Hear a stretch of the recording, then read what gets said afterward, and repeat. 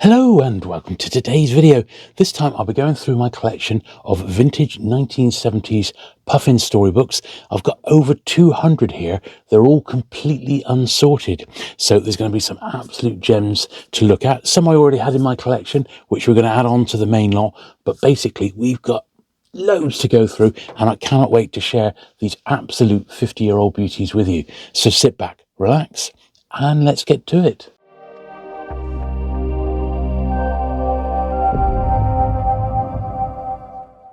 Okay then, so if you could see what I could see, just to the left of me here is 7 piles of vintage 1970s Puffin storybooks. And you probably are aware that, I collect pretty much everything that Penguin published and their offshoots, including Puffin and Pelican and things like that, pre-1970, pre-ISBN. But there are, of course, other books after that period, which I definitely like, authors that I love, and books that I do want to keep in my collection. But sadly, I do also have to draw a line. There's no way I can keep everything or try to amass everything post-ISBN. It's just too great a job. So I'm not even going to try. But when last year this collection of the 70s Puffins came my way, I didn't want to turn them down because I knew there'd be some stuff in there that I'd want. I knew there was going to be a lot of really nice condition books in there as well, and it was an opportunity to see some really great Puffin paperbacks. So what we'll do, I'm going to go through, I'm going to take out any pricing, and usually because they came from the same owner, where the books were bought and purchased and the date, and then we'll go. Now I think without exception every single book here will be a Puffin Books paperback first. So this one here, first published 1974. And one of the other little features of this collection is that some of them, not all of them, but some of them have actually got slightly faded spines. So we'll keep an eye on that as well. In fact, you can see on this one, ever so slightly, this Arthur C. Clarke, which is great, actually. What a great jacket. It's supposed to be a lot darker than that, and you can see it's faded. Doesn't detract too much from this particular book, but it is still, in effect, a defect. Now, this one was picked up on the 4th of December, 1976, in a place called Bisley. And these were owned by a long-time Penguin collector called Alan Swell. And you may remember I bought the majority of the collection last year. And these were from there, basically. And that's what we're going through. And we've got a lot to get through. So I'm not going to hang around. But we do want to admire these jackets as we go along. And my plan is I brought down what I had in my collection already from this sort of period, and which was like a pile of books, and they're all just because these aren't numbered, they're A to Z by author's surname, and I will show you those as well. And then what I'm going to do is they've already been all cleaned. I'm going to go through the runner books, and ones that I fancy myself I'm going to pull out and go to one side. I'll work out which ones I've got doubles of, and then at the end we're going to go through them all again, and as long as we've got time, and they'll be up for grabs. You'll be able to actually purchase some, and I'm only going to knock these out cheap. I just want them to go on to other collectors. This one's slightly lower grade, so if the books are like mint and unread, chances are they're just going to be a couple of pounds each. This one here, because it's like VG, would be the sort of book I would put about £1 on, something like that, so nice, cheap, cheerful, and we'll try and get some nice hits out to other collectors once this video goes live. I've got at least one book which is put back for a friend of mine, and I'll show you that one a little bit later. My friend Steve, the Outlaw bookseller, and I'm sure he'll be watching this one now, possibly with his good lady wife. See, that's a really nice sort of unread copy of a classic, that one.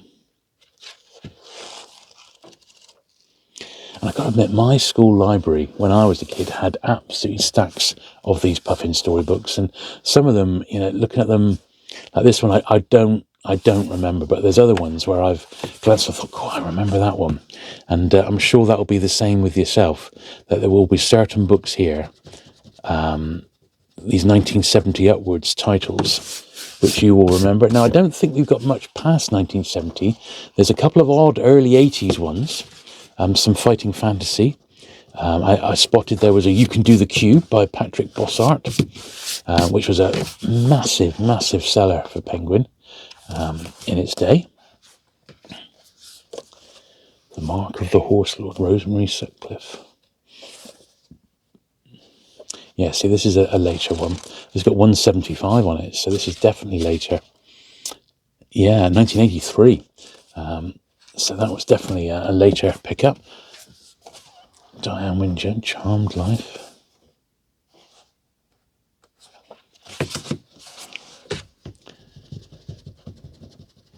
So as I said, some will need no work, others will need a little bit. But we've got a lot to get through, so I'm not going to hang around too much. But the main thing is I do want you to see all the covers, just in case it is jogging your memory for a book that you may have had when you were growing up, or you may have had it read to you. Certainly I had lots of Puffins read to me, and I read as many as I could get my hands on, because they did have plenty of titles that I liked. So it's just lovely. It's unread. Now here's the first of the Fighting Fantasy. I think we had about 3 or 4 of these. Sadly, none of the later ones, which are highly collectible. The earlier ones are a little bit more common. That's actually got a little bit. The Budapest Park Bookshops come over from Budapest. But yeah, first print from 84. I've probably, as I've got about 3 or 4 of those, I'll probably put them all together in a lot. I actually sold some stuff to, Ian Livingston. When I had my shop in the 90s, he's a big board game collector. Now look at this, Harry Harrison. Yeah, big board game collector, and I had some board games up on eBay. This is back in the 90s, in a little trio, and he bought them all. And I said to him at the time, because this is back in the days before PayPal, he actually sent like a check. And I did email him. I said, are you the same Ian Livingston of Fighting Fantasy fame? Because I absolutely love those books. And did you realise they're quite collectible now? So I got box loads under my desk here. But it was the same one. And I said at the time, is there any particular sort of board games you're looking for? And 78 that. And he did come back with a list. I haven't got it now. I'm assuming he's probably got them. But I remember years later, I was reading a games mag, because Ian Livingston went on to create the game studio Eidos, which published Tomb Raider, of course. So he was, which was very, very successful, as you can remember, I'm sure. It was everywhere. And I remember an interview with him, and he was in his games room. So the floor was like a massive chessboard, and all around, floor to ceiling, were shelves, and they were full of these vintage board games. Absolutely astonishing to see. I mean, what a collection. Obviously, he's a multi-millionaire, and I guess money was no object. But I did sell that small little group of about 3 old, 1920s board games to him. That's nice, isn't it? Children of the House. You can see some of these like that. It's got that. It's quite distinctive, the faded spine. The cover illustration here, I was going to say Shirley Hughes. It looked like her. It's funny, you do get to start to recognise some of the illustrators, don't you, on these.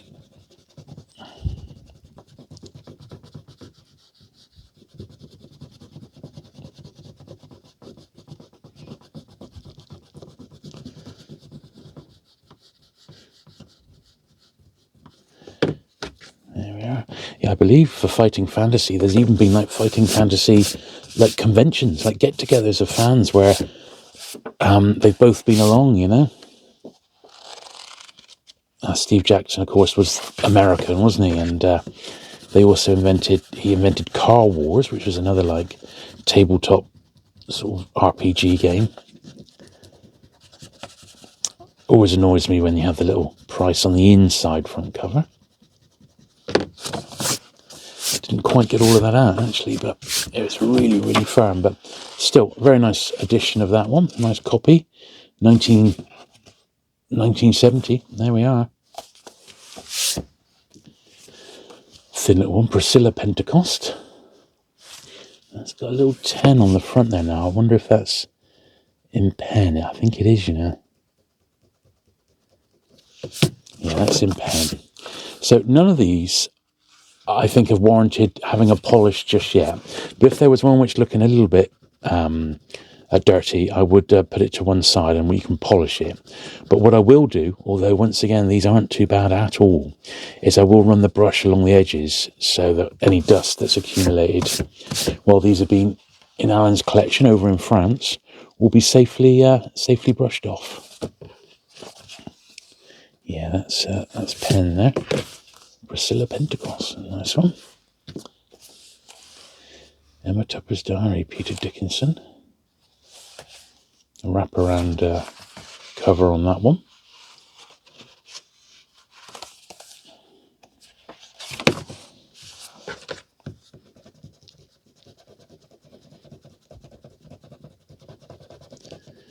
But yeah, this is likely to be a long video, but I feel the need to, if possible, do everything, the cleaning, the sorting, and the selling, all in one hit, so you can see, you get the full picture. It may be a video that you go back to, and everything that, of course, is sold, I'll list underneath, rather than listing everything, each book individually. But you'll get to see them anyway, so do not worry.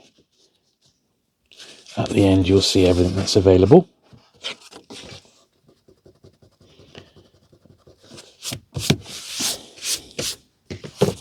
Yeah, very nice.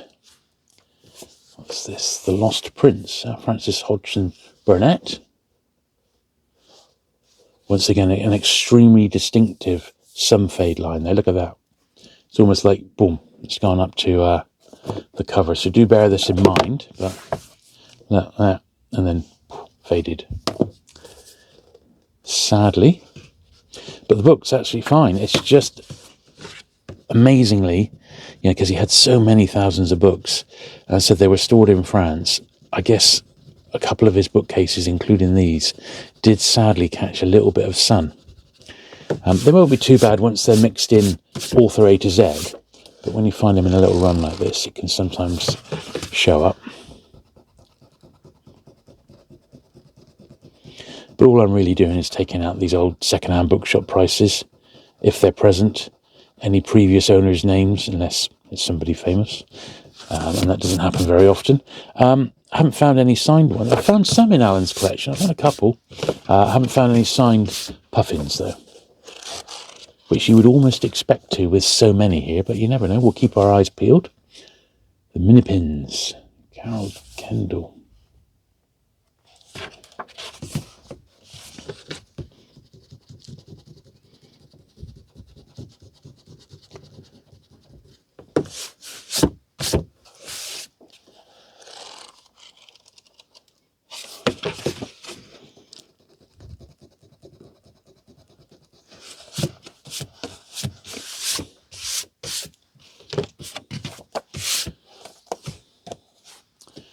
Leon Garfield, it's a familiar name.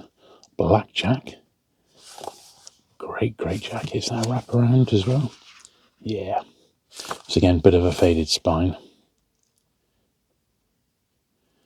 which is a little unfortunate hallmark of this particular run of Puffin, but I don't mind.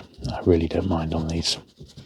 So when my children were growing up, I would read to them every single night, and picture books, and then when they got older, I would read chapters of these sorts of books, the Roald Dahls and things like that. And they were the books that I had read to me when I was growing up, and Nina Borden. But they very, very soon grew out of it, and it's a shame that the youngsters today are probably looking at tablets or watching TV when they go to bed, rather than dozing off to a good story which has fired the imagination. And I fear that it's something which is reading children a bedtime story for some parents is a bit of it's a lost art. Their parents didn't do it, and consequently they're not doing it themselves. But I think it's a tradition which should come back. It's a shame. A bit of a sixpence on the front there. Louise Lampeau, The Rifle House Friends.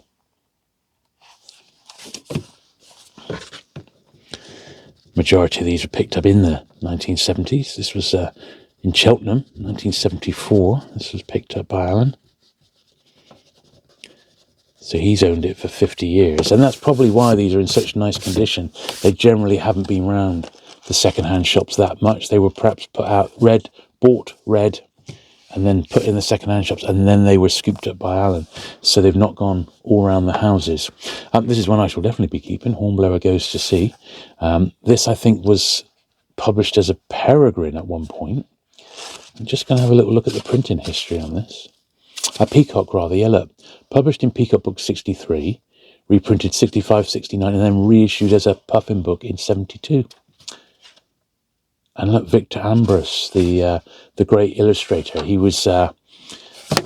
worked on the Time Team, if you remember that, on the UK in Channel 4 with Tony Robinson.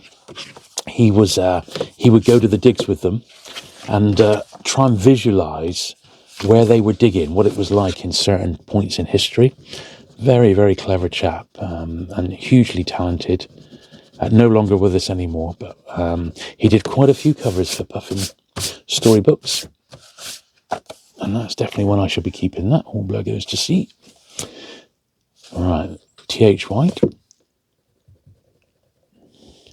I have a video which I'm planning. I'm still debating the titles at the moment, but it's my top 10 favourite Puffin Story Books from my own collection, and a lot of them they're just personal choices, just my favourite stories that I enjoyed reading as a kid or had read to me. And it's been a hard job, but I am going to stick to just strictly 10 books. And that video is on its way. And I'm also going to do a video on my Puffin picture books, of which I've probably only got about half of what was ever made. It's not a series I've ever seriously tried to track down, but being such a lifelong Penguin collector, they've come my way. You know, it's inevitable that you're going to get some, and those are the ones that I've ended up with. I've not got any of the mega rare ones, but I've got some nice ones to have a look at. Man with a Sword, Henry Treece. Elizabeth Grant, it said, did the cover artwork on this one.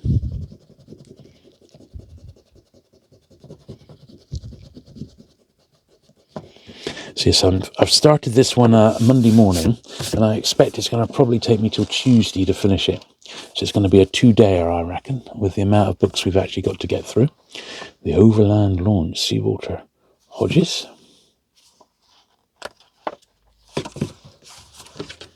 Particularly since so many of them have got this little place of purchase and date at the back, which I prefer those not to be there.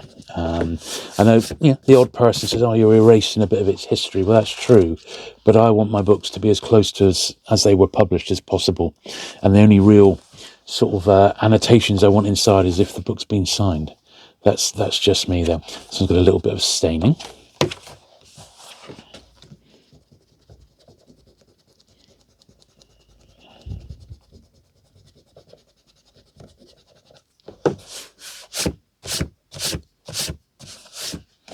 Long time passing.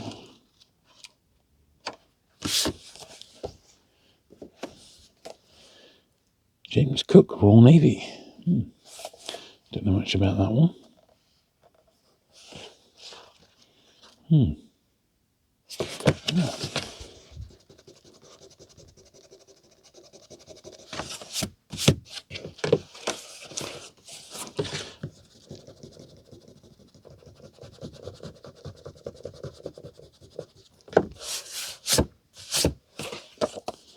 Lovely. Okay. The K, Theodore Taylor. It's again a wraparound.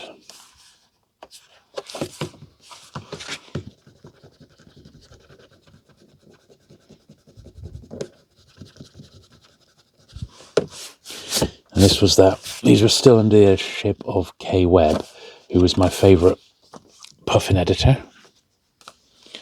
Sounder, Newbery Medal Award. I guess that must be the dog. It's a movie tie-in. Never seen that one before. That's something else I've got timetabled in. It's Penguin Books movie tie-ins. I didn't think to check the Puffins.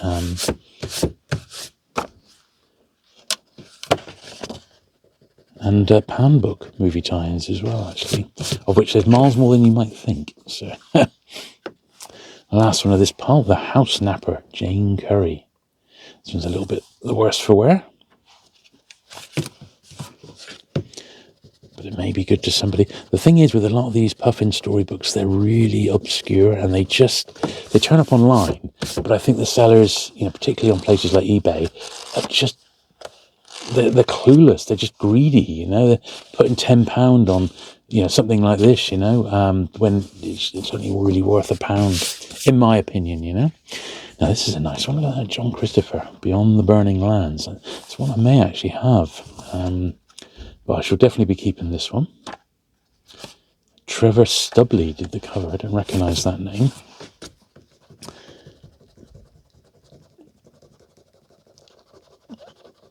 But yeah, I was doing a bit of planning yesterday about the videos to come, because I like to timetable it out over the next few months, so I don't have too much of one thing, for example. But at the same time, some videos do take quite a bit of planning and digging stuff out, and I need to know what I've got on the horizon. And I realised that I was very, very much overdue to do this one. To Sunset and Beyond.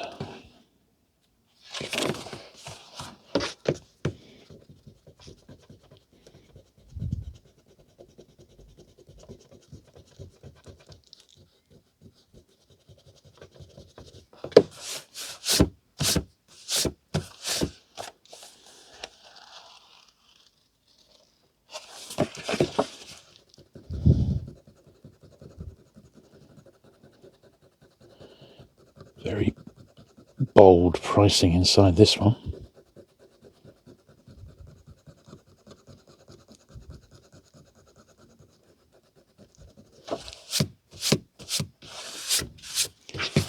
Okay, look at this, order ship down. This is another absolutely enormous seller for Penguin. This is the Puffin one, 1973. I should be keeping this. It's an absolutely key and iconic book in Penguin's history.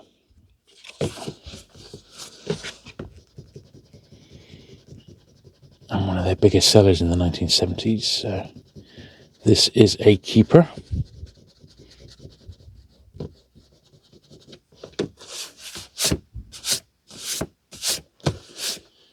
Yes. Very good. Ruth Crane. Maggie Heslop. And I can imagine, at least I'm hoping, that at home there will be people saying, I remember that one, or I had that one. Well, if that's the case, hopefully it'll be one that I'm more than happy to get rid of, and you can have that bit of nostalgia back. Cat Weasel, see, that was a TV show, wasn't it? It was a bit before my time, Cat Weasel. Never really got into it. I've seen a couple in the 90s, but it wasn't my thing, But yeah, sort of early 70s, around the time of John Pertwee's Doctor Who, Cat Weasel was on TV. And it has its fans. Don't recognise that particular one. I always thought the Cat Weasel books were B format for some reason. Maybe I just imagined that.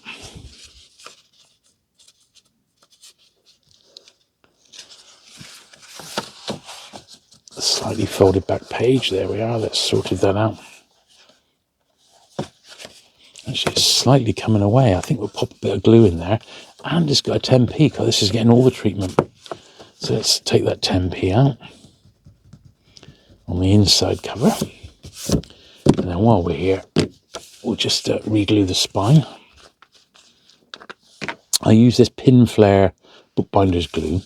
I usually link to it in my descriptions, and the great thing about this is it dries clear, so it's not like Pritt Stick, which I used to swear by, but it's proper bookbinder's glue. It's perfect. It's not cheap. It's about £8 a bottle, but the bottle, and you know how many books I clean up and repair. The bottle's lasted over a year for me, so I'm sure it will be the same for yourself. I doubt there'll be many we have to actually do any physical repairs to. Leon, Helen Griffiths. Leon was a starving mongrel puppy. That's what it says.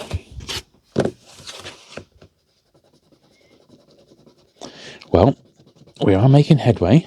We are definitely making headway. But as I said, I knew this was going to be a bit of an epic. But I know you don't mind those. Particularly when there's so many very nice books to be looking at. The Woodchester Parish Church, okay. Another, Victor Ambrose cover, there he is. It's nice that Puffin gave the cover artists credit, you know. Oh, he did the illustrations for it as well, 1972. What a beauty. Yeah, it's a real nice one, that. Let the Balloon Go, Ivan Southall.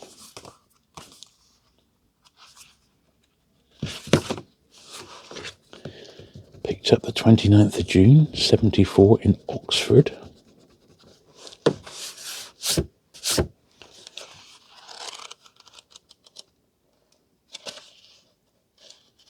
Marjorie Gill. There's a little 10p in pencil, but unfortunately there's a 5 in pen. So we can get a little bit of it off, but we can't get it all off. There we are, that's fine. Look at these. Septimus and the Minster Ghost. Stephen Chance. These ring a bell. This one's a little worn, sadly. But I'll give it a little clean. But it's just going to be a cheap and cheerful, probably 50p, something like that. I said I'm going to knock these out once I've pulled out what I want for myself. They're going to be cheap and cheerful, just a couple of pounds for the real minters. Nice ones, but, you know, a few faults, maybe £1. And the low grade ones be 50p. And I'll sort them into price pile and then emails on a first come first served basis, I think. And anything that's sold, I shall list it down below.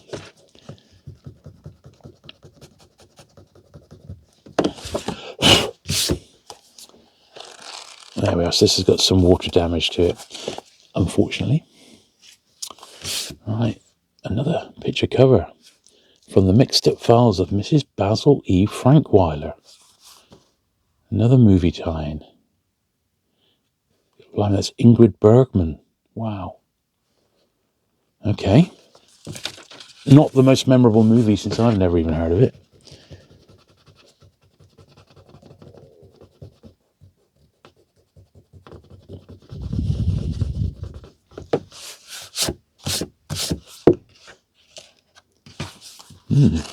Okay. Brilliant. Right, next thing I need to do is give these all the top edges a brush. As I said, they're actually pretty nice, these, so they're not going to need much, but I do want to give them just the once over while I've got them all out, just that they are as nice as we can get them. But they don't need much. It's dusty, they're not.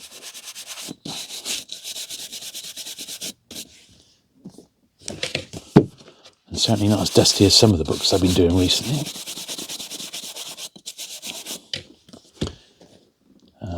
I mean, when you think that the majority of what we're looking at today is 50 years old.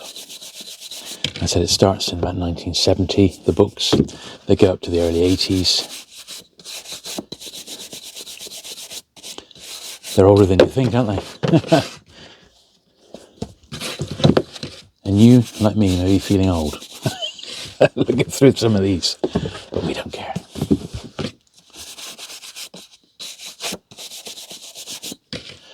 Right, what's this? Beavis, Richard Jefferies.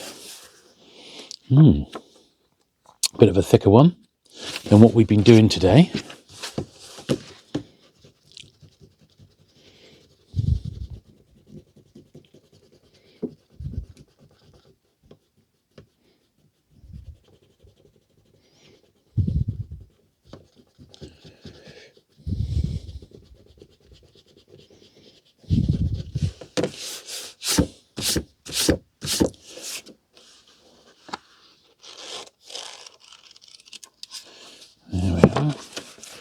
20p BP. That's what that looks like to me.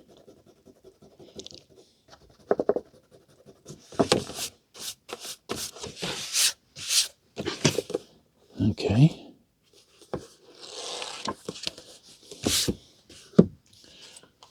Grimble. Now is that, what's his name? Is it Quentin Blake? Yeah, that cover illustration by Quentin Blake, it is. And it's a wraparound. Very cool. We like him.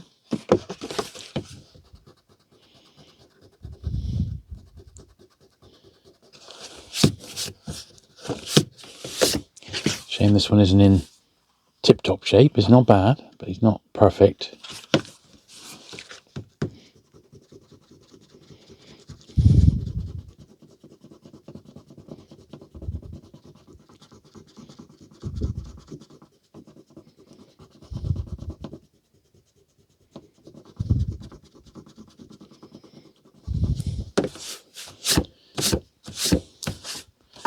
There we are.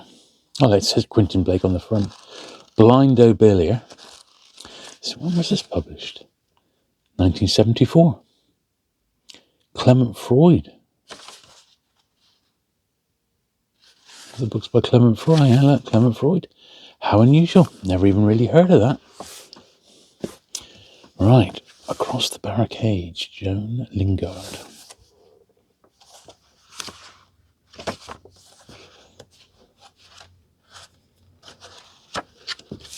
So it's got a few turned over pages, this one.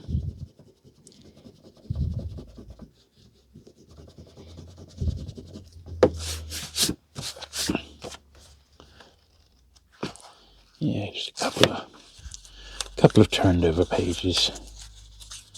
Storageware.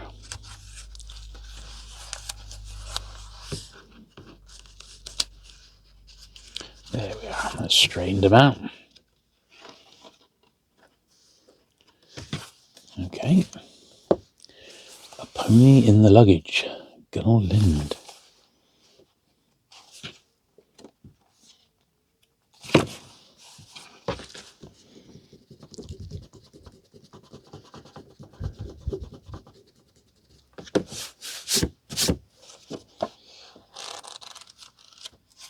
Yeah, a little bit of a rough one, this, sadly, but it's okay.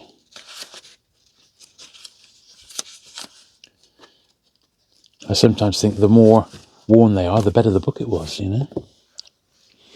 Gold Pieces, Phyllis Bentley.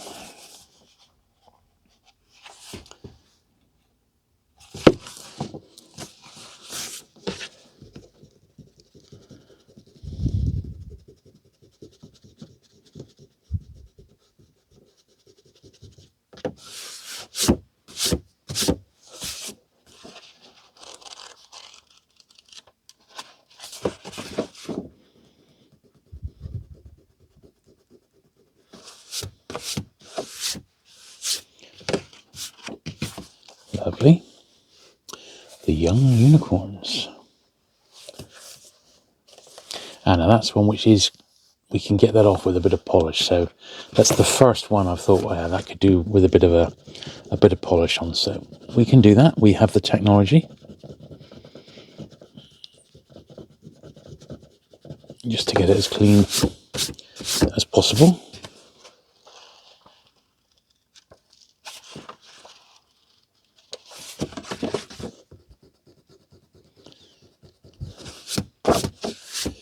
So I'll put that to one side as a polisher. Casilda of the Rising Moon. That's interesting, isn't it? A medieval tale of knights and kings.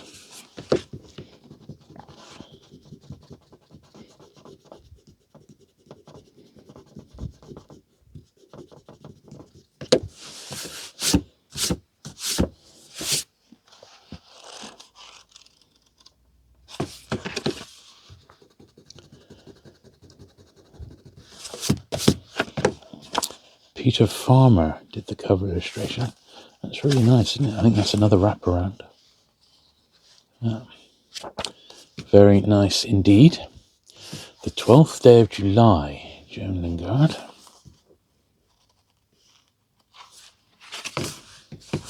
A little guidance there for readers of 12 or more, aged 12 or more.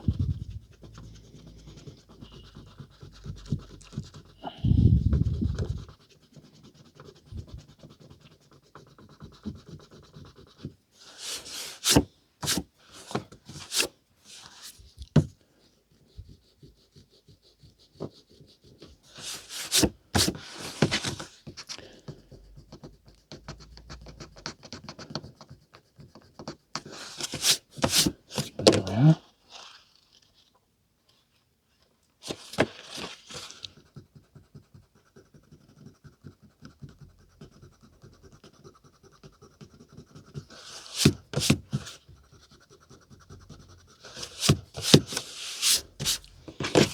Lovely. Nice copy of that one. Oh, look at this. Ursula Le Guin. The Tombs of Atuan. Wow. What is all this then? This looks very nice, doesn't it? So what's the printing history of this bad boy? First published Victor Gallant 72, published in Puffin 74. Wow, that's good, isn't it? That's going to warrant a bit more investigation, I do believe. I've got a little run of Ursula Le Guin paperback first, so I might end up keeping this one. Yeah, nice jacket as well.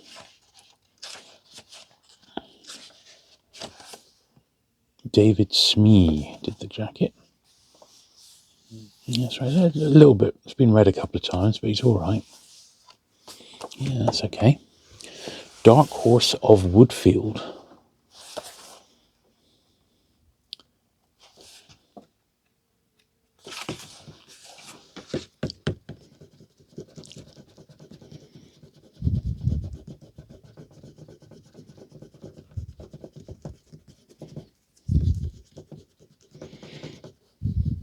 This particular date and place is being a bit stubborn. There we are.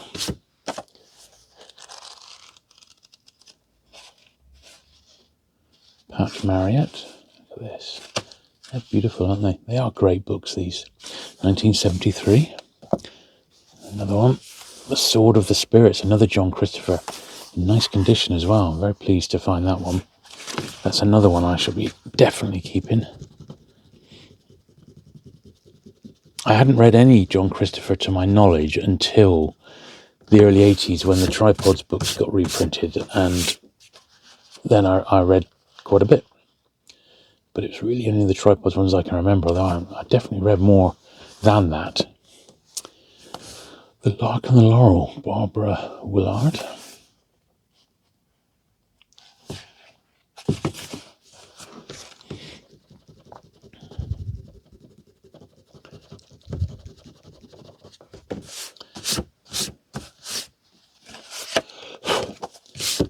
Really nice jacket on these.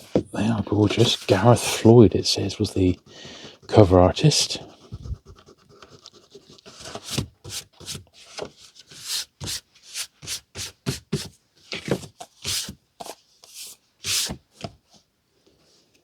Mrs. Frisbee and the Rats of Nim. So I guess this is the sequel to, was it The Secret of Nim, wasn't it?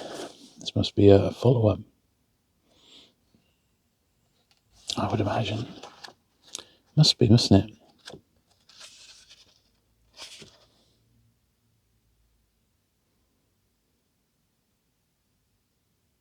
The Saga of the Educated Rats.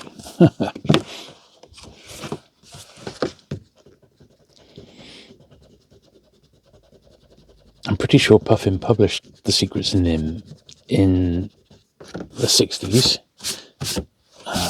That won't be here. In this little run. This is a nice one, a Western, the Longhorn Trail. Look at that, that looks absolutely unread, a cover by Hans Helwig. They did a lot for Pam, did old Hans.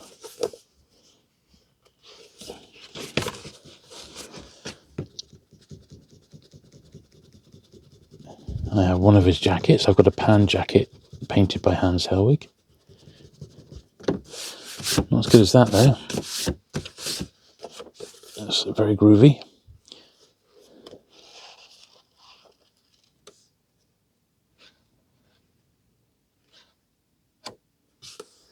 There we are, very nice indeed.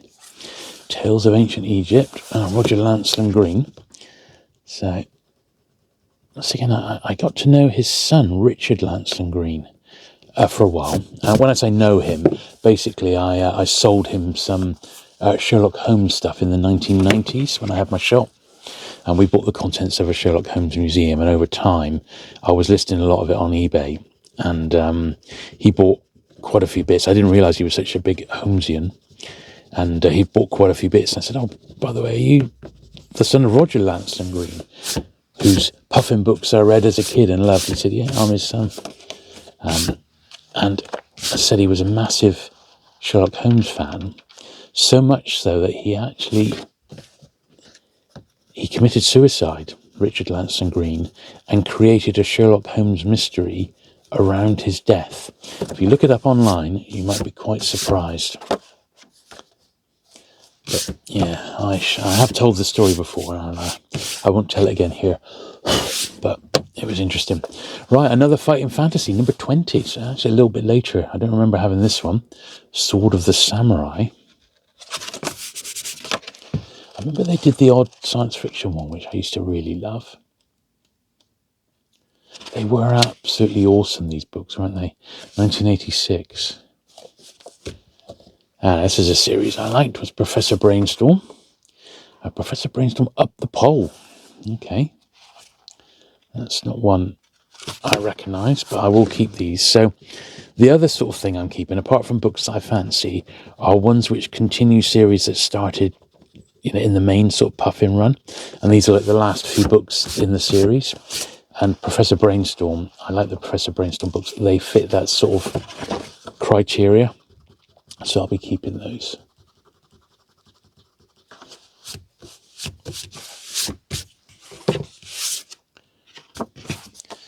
Okay, The Last Straw, Margaret Baker. Doreen Roberts was the cover artist.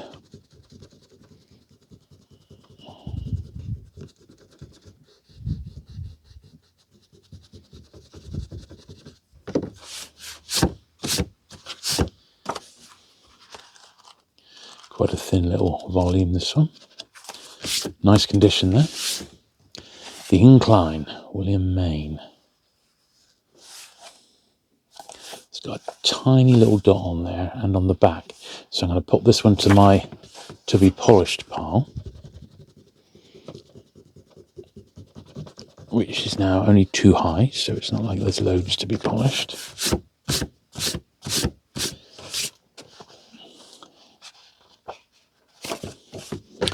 Now, as I said, I brought my own post number, so ISBN Puffin storybooks. I brought down a few box sets I had and a few other bits and pieces. So it is a true celebration of 1970s Puffin.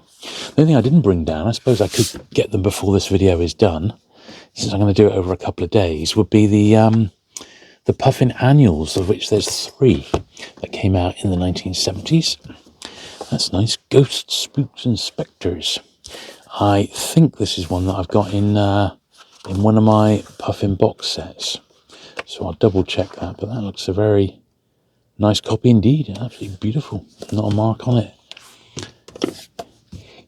King of the Tinkers, Patricia Lynch.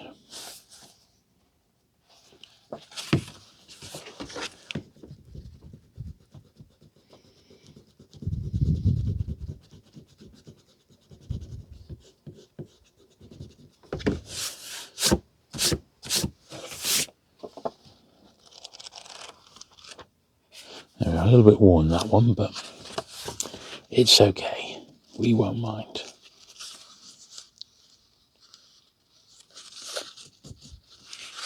There we are.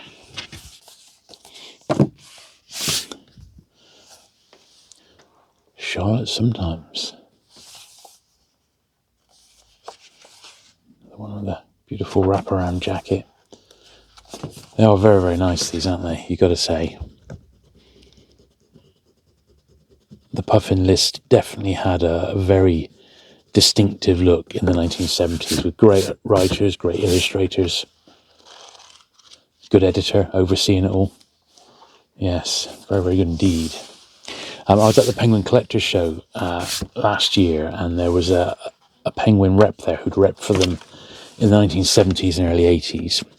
And he got to meet Kaye Webb and got to know her quite well, and they immediately bonded because he joined the Puffin Club as a youngster when it started in 1967, and he still had, and he brought it along with him, his original Puffin Club diary from 1967. Now, all the diaries that Puffin produced are mega rare, and I've only got one, which is from 1972, and I brought it down with me as well to show you because it is gorgeous, and I wanted to take some pictures of it because it's that nice.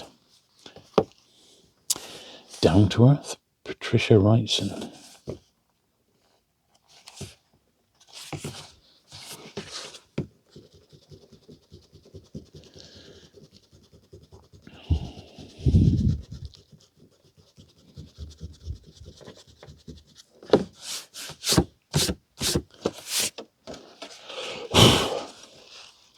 Well, I feel I may have slightly overestimated, or rather underestimated, quite how long this is going to take, because we're not hanging around, but we're still not even halfway yet. Finn's Folly, Ivan Southwest, a nice copy.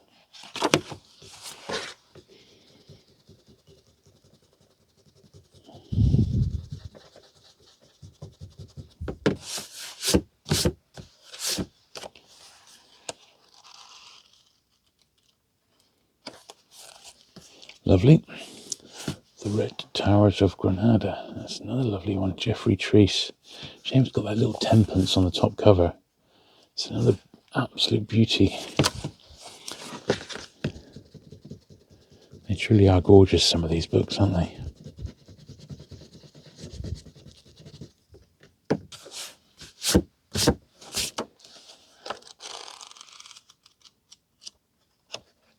Name inside that one, which is a bit of a shame, but else a nice copy. This one's got a sticker on, which I'm not going to take off. Norwich Record Exchange, 5p. Raven's Gill, William May. That's nice. No fading on that particular one. They're not all faded, just some of them. It has, however, got the tiniest of tiny bit of tape down the bottom. Now, that was one of the hallmarks of Alan's collection. If there was a little nick at the bottom of the spine, he would sometimes pop a little bit of tape on. Thankfully, the tape has always come off.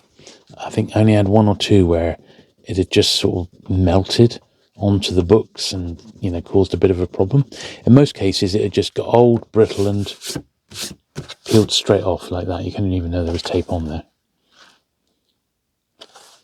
It's a beauty, that one. A beauty. Let's get another wedge here.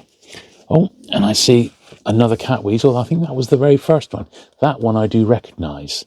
The first one we did, I don't recognise that at all. Once again, a bit like the other cat weasel, it's a little bit worn, sadly. But, it is what it is. This will be a little 50p here. Hopefully someone will be very pleased to get that.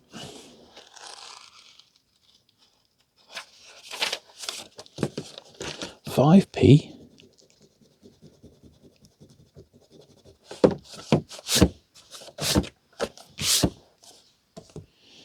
Bee Flight, Brute Anna. This has been laminated. You can feel it. So a little amateur restoration, or lamination rather. May have been in a school library. We'll have a look at in the front in a minute. It may be that's where it was from. Yeah, look at that. The Castle School Library. We almost we knew that before we even looked at it. 1972. The Lothian Run, Molly Hunter. Shirley Hughes again, yeah, did the cover.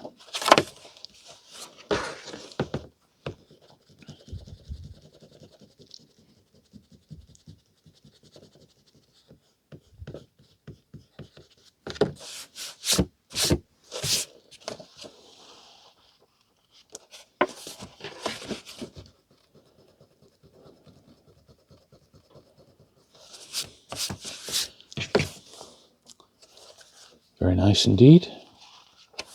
Very nice. House by the Water, Nance Duncan.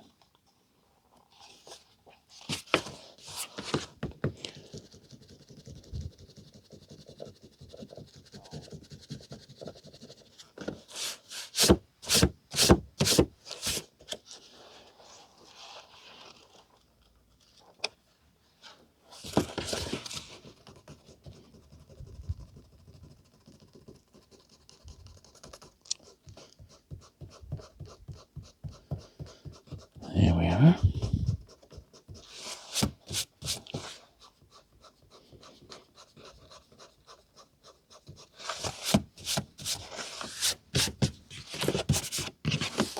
Lovely. A Book of Sea Legends, Michael Brown. It's also got a tiny little splash of something on it, which I shall try and get off with the polish in a minute.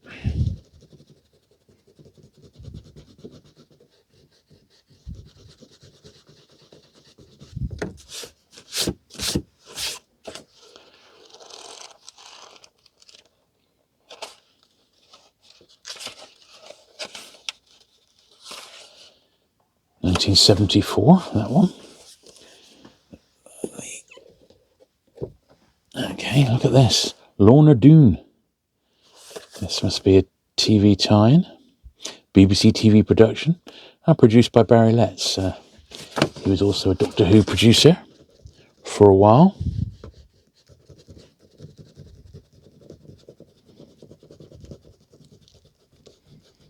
Once again in the John Pertwee era.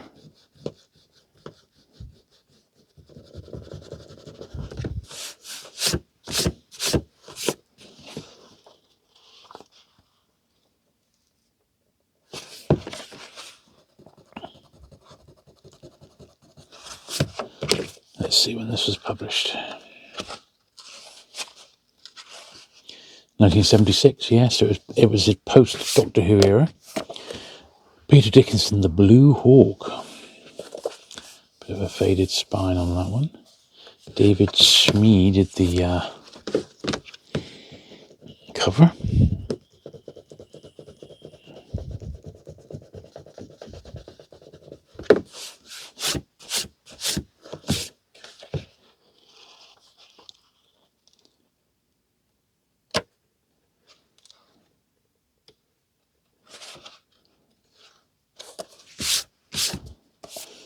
Very nice.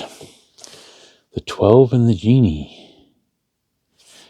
Faded again, sadly. Won the Carnegie Medal. In fact, this is quite rough, this one. But someone might want it, so I'll clean it up as best I can. There's just a few turned over pages here. It does feel as if it's got damp, sadly. Apart from that, it's alright. Just a couple of bent over pages. The Edge of the Cloud, C.M. Payton. That's ink at the top there. Another Carnegie Medal winner.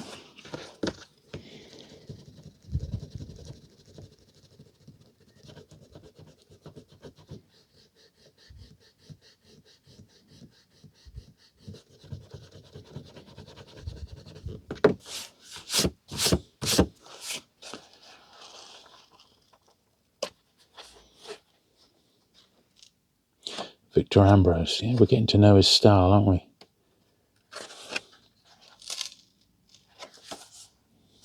Beautiful. This is another very 70s Puffin, isn't it? Look at this. Jill Patton Walsh, Kevin Crossley, Holland, Word Horde. Anglo-Saxon stories for young people. That's extremely cool, isn't it? With the 70s Puffin there.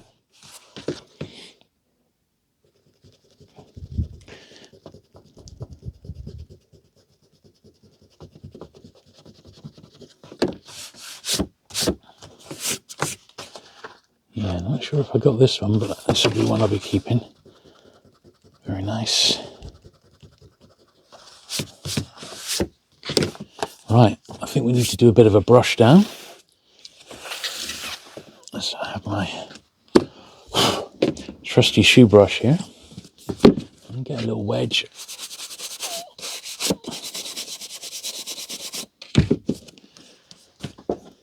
Got some big stacks going on here.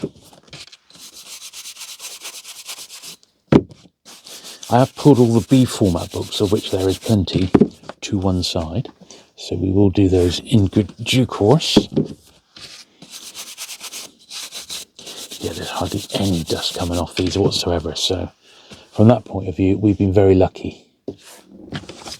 Indeed.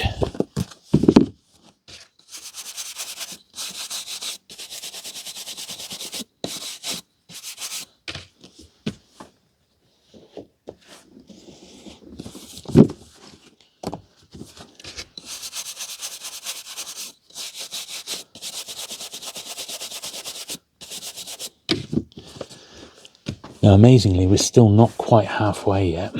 We're almost halfway, but not quite. But I'm not hanging around. And I do want to do these all in one mega video. So yeah, it's going to be one that you might want to do in chunks, should we say.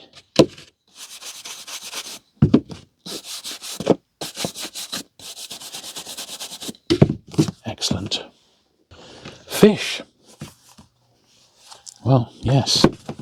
People do sometimes fish. Never been something I've been into myself, I have to say. Never been much of a fisherman. Don't really even like eating fish, to be honest. So, as far as I'm concerned, they can stay in the sea. That is my professional opinion. 1973. Magic by the Lake. Edward Edgar.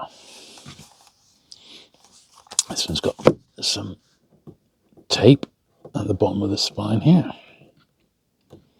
I said usually like that it just sort of comes off very easily. I've only had a couple of accidents with these. Yeah, this one's a little bit the worse for wear, sadly. But I'll still clean it up as best I can. Somebody's sums or date, by the look of it, a date there. They've created a calendar on the back page. Well, thank you very much. Little did they know that 50 years later, someone will be trying to rub out their calendar and cursing them secretly for making a mess.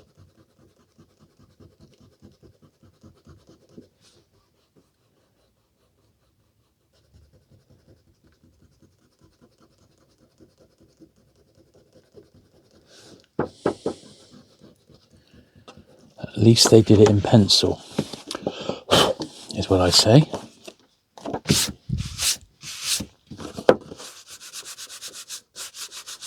There we are. Not perfect, but we got most of it, didn't we? And then look, Sally. It was Sally's fault. Sally Merchant. Tut, tut, tut, Sally Merchant. All right, Alfred Hitchcock's Sinister Spies. It's quite cool, isn't it?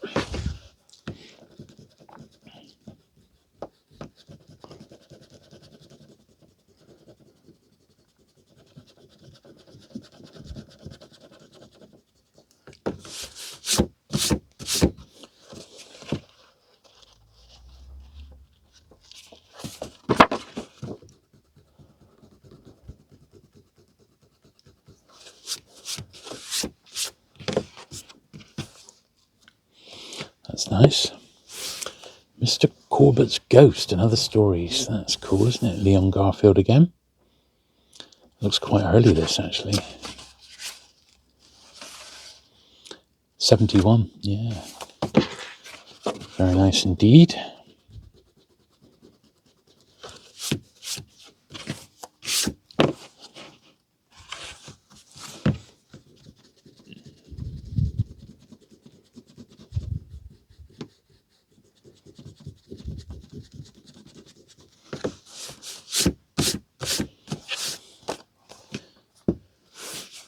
White Horse Gang, Nina Borden. Got a little sixpence on the front there. This one's slightly low grade, sadly. It's going to be cheap and cheerful, but I don't mind.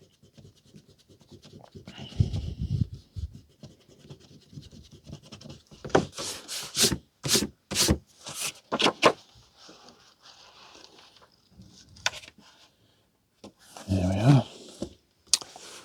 The Giant Under the Snow. That's nice. Very groovy.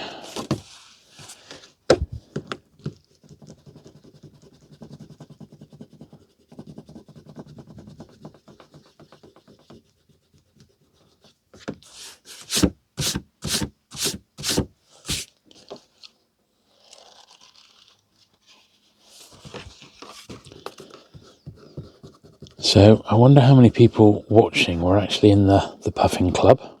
I was never a member. I did get books regularly, but I wasn't in the Puffin Club. My kids were for a while when it was like revived. They were both members for a year or two, I think. The Princess Splendor.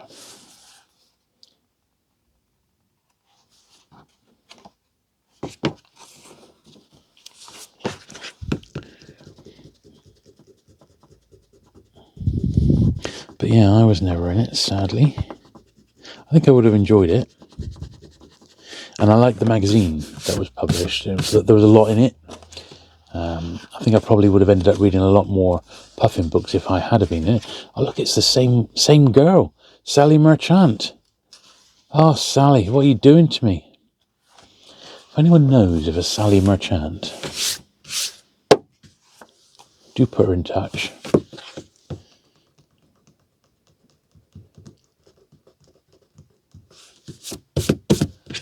The Devil's Children, Peter Dickinson again.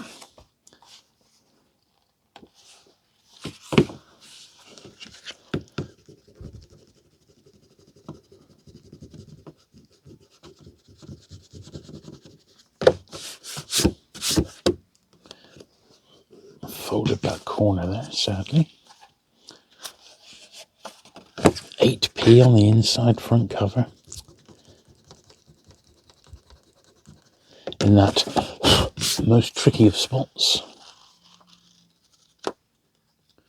There we are. Well, we've bent it back.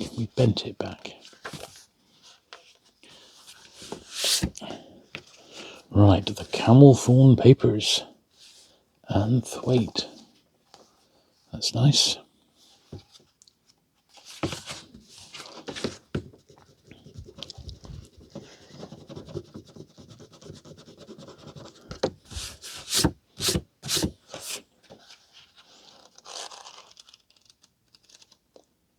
Peter Yates.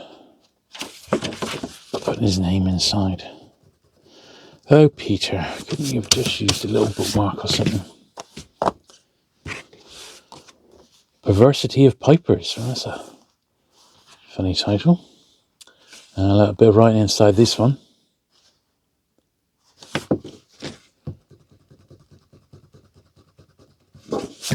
From Elizabeth Beck, who received this in Christmas, 1976.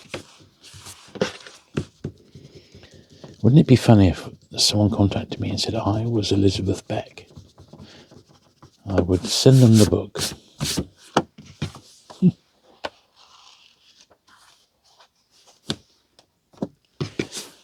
Last one on this part, Ajax the Warrior. And this has got a 10p on the front cover.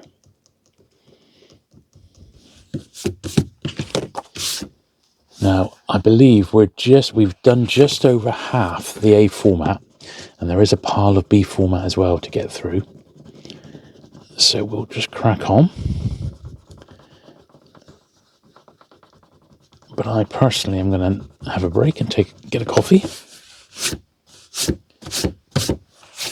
And I shall be back later on to continue, hopefully to the end, with a bit of luck. Try and finish these off.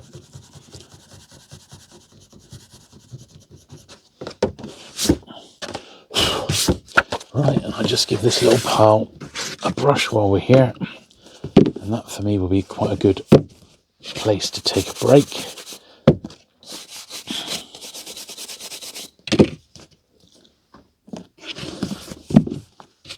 And I will be back momentarily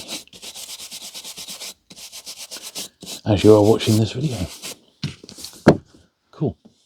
Okay, so it's after lunch. I've had a coffee and we're back in to do the second half of this epic 1970s Puffin video. And epic it is. And I think we are about halfway if we include all the B format stuff as well. At least to get all of these cleaned. Then I'm going to do a quick sort out. You can have a look through what I've decided to keep alongside what was in my collection already. And then I'm going to run through all the books that are available for sale, should you want any. And they'll be in a few different price points. And we'll zoom through those as well.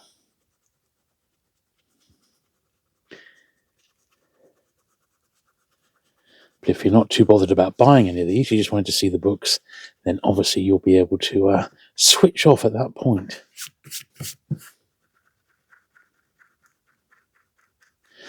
It's a very, very deep pencil again. We've seen it on a few others, haven't we? But not taking anything away from a beautiful book, that one. Very, very nice. The Eagle of the Ninth, Rosemary Sutcliffe. Bit of fading on that one. Else it's okay.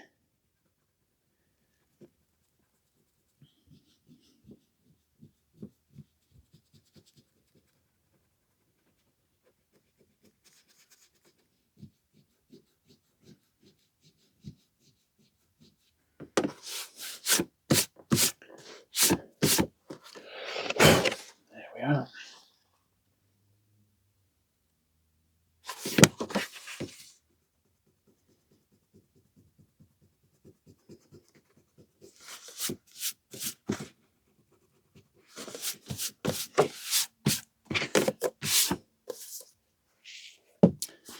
A Single Star. Anthology of Christmas Poetry. Wow. That one I think is going to benefit from a little polish in a minute. Just a few little marks on the cover, so we'll put that in the to be polished pile. The Strangers.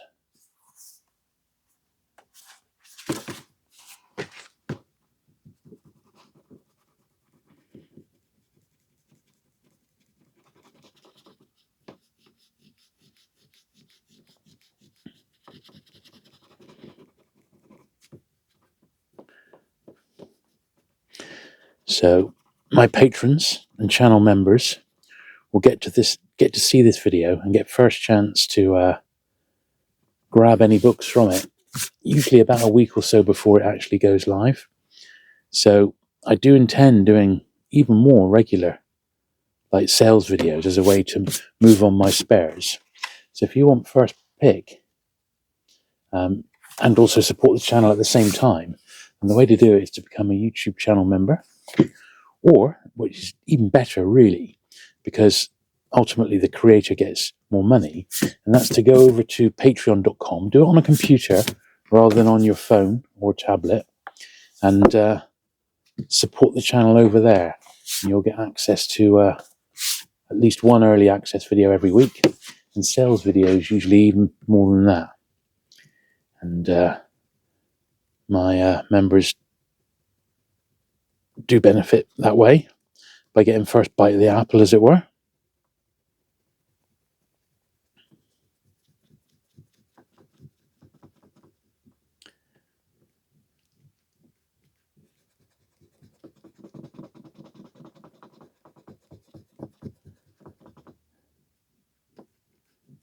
There we are.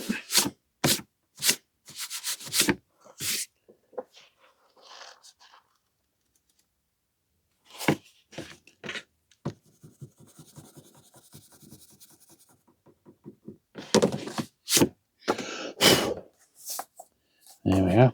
None of my videos are behind a paywall, but if there is something like this, which, you know, the sooner you see it, the better, really, you would be in with a shout then of of getting some books that maybe you would miss. Now, this was one of Penguin's bestsellers of the 1980s, Patrick Bossart's You Can Do the Cube. There is the first print there, 1981. And it was certainly the book I learned how to do the cube with. And then Johnny Ball. Who remembers Johnny Ball? He's still around, isn't he? Father of Zoe Ball.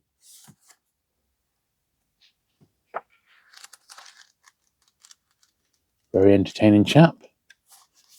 Still like watching him. A Handful of Thieves, Nina Borden. It's a nice one.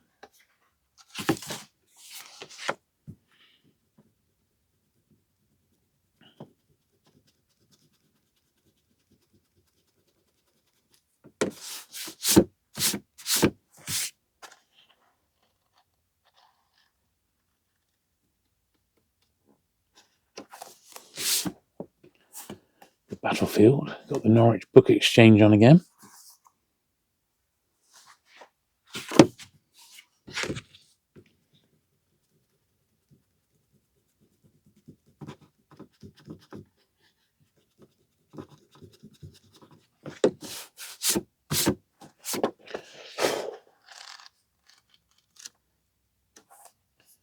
Very nice. The Boy That Went to Sea.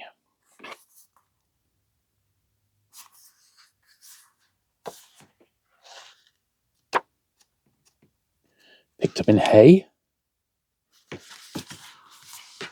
on the 7th of August 1974.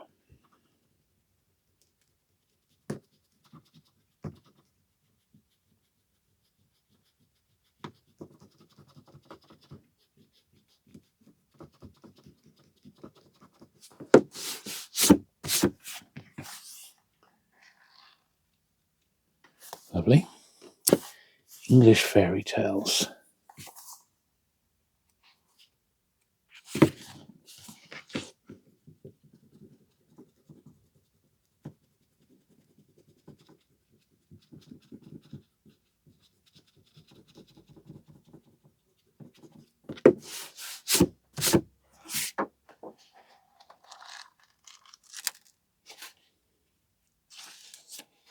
Marjorie Gill, 1970.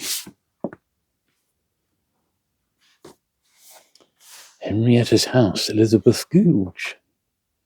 That's a familiar name. It's another little wraparound there.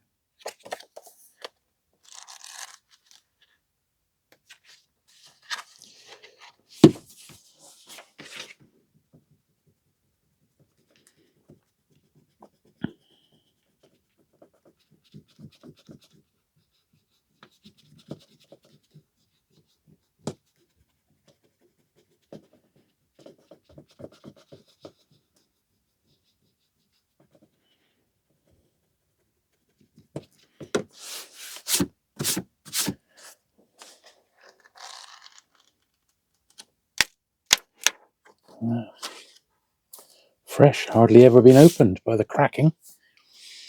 Richard Hughes, The Spider's Palace. That's another nice one, isn't it?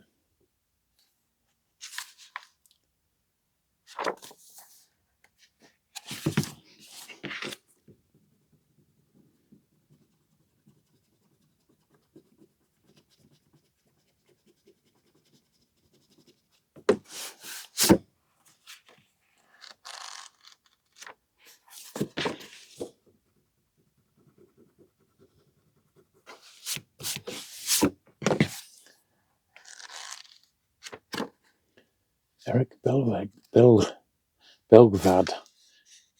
did the cover. Illustrations George Charlton. 1972, that one. Long Journey Home, a story from Black history.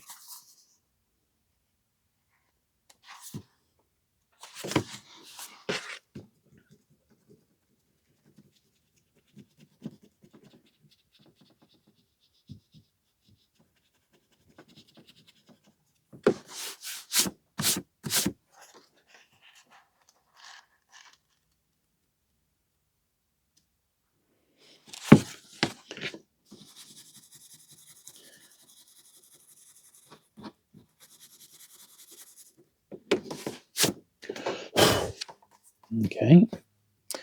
Puffin Book of Football, Brian Glanville.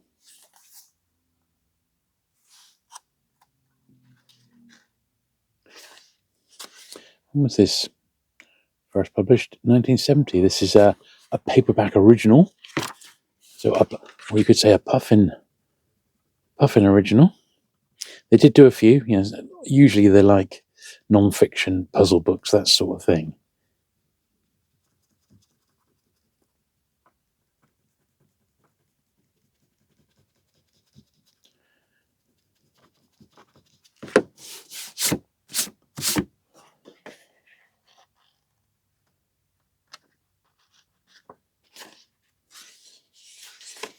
It's quite nice, isn't it? Nice copy of that one. Those Happy Golden Years, Laura Ingalls Wilder.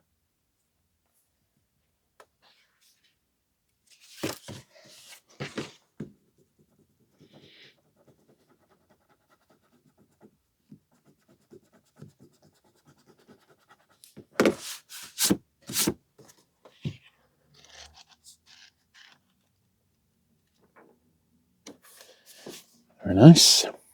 The Bronze Bow. Are we looking at Victor Ambrose again? No, Gareth Floyd, actually. In the style of Victor Ambrose, you could say. Yes, is this medieval, maybe? Oh, Roman.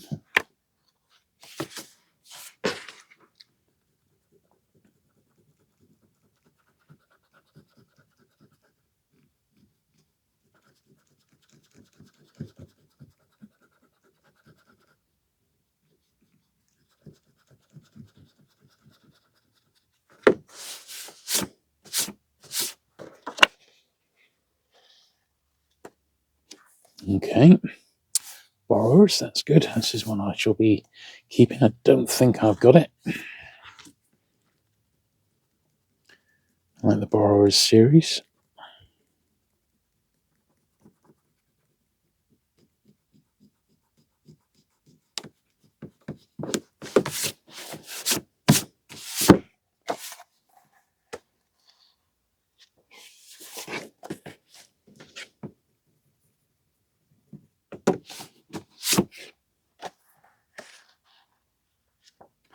That's okay. This is another series I'm picking up. The Arthur Ransom Swallows and Amazons.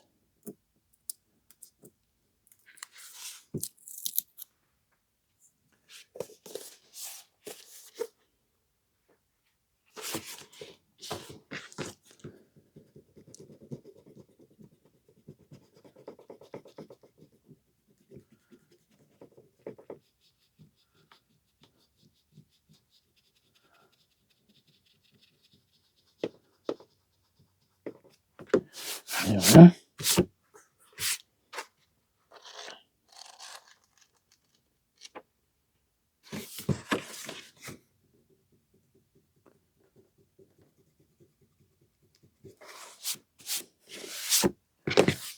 Picks of the Martyrs.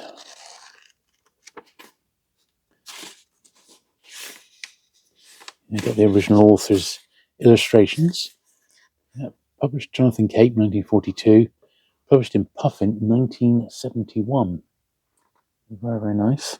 I have actually got the first hardback of that. I think I may even have it close by. I was just having a little look. No, I can't put my hand on it, but I do actually have that one in hardback first. Right. Spike Milligan, a book of Milligan animals. I believe Spike Milligan's children's ones are much, much harder to find. I've heard that from a couple of collectors. So this one isn't great condition, but it's not bad. They're scarce. It's got a stamp in, a school stamp. 1971.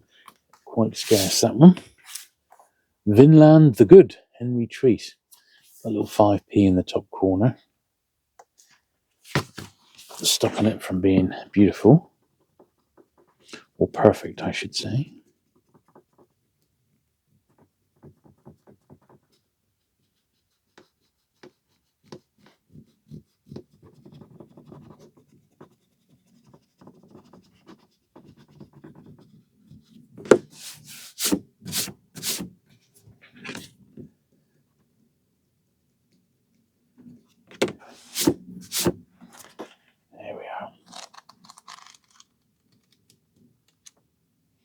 Yeah, that's really, really nice. Another little wedge here. Got a couple more stacks of A format still to do. The Spanish letters.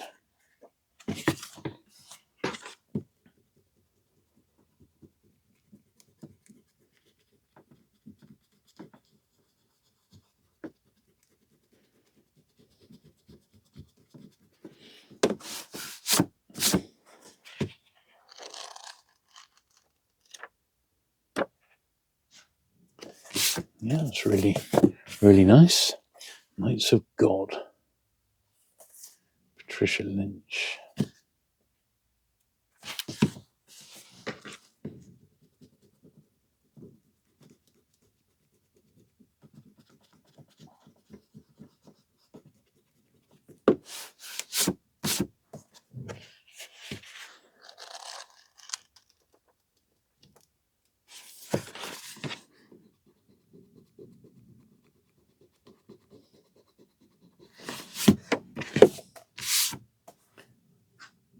Victor Ambrose again.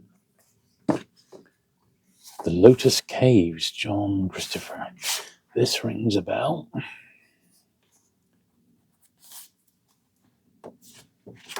Yes, this rings a bell.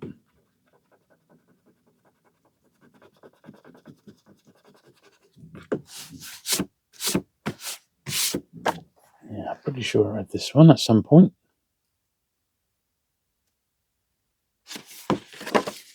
$12p.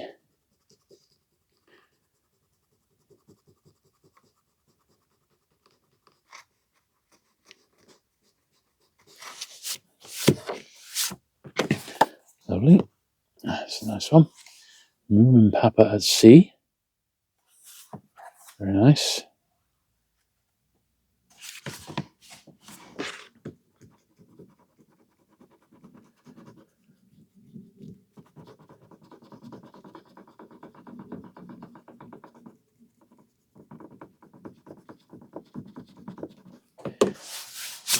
Always, any of the Moomin books are always worth picking up. Highly collected these days. This was 1974. Yes, definitely shall be keeping that bad boy. Very nice indeed, that. The Writing on the Hearth. Another lovely wraparound.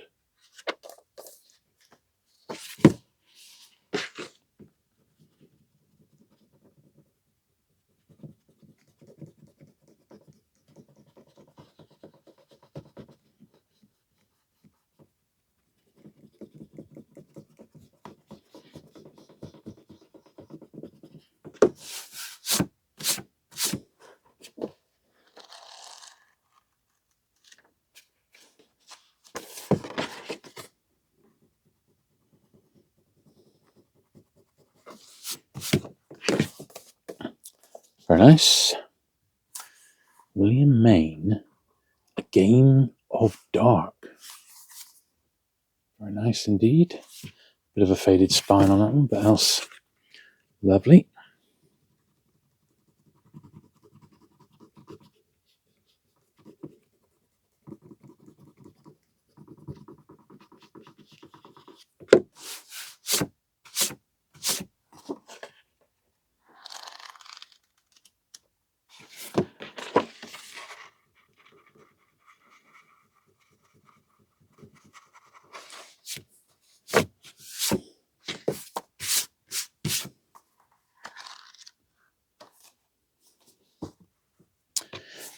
Julie of the Wolves.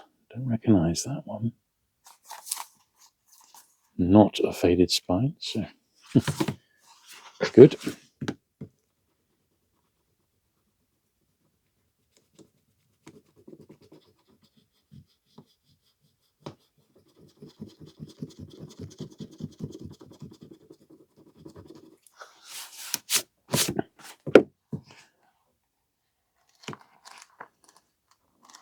Yeah, I'd say that one was probably unread.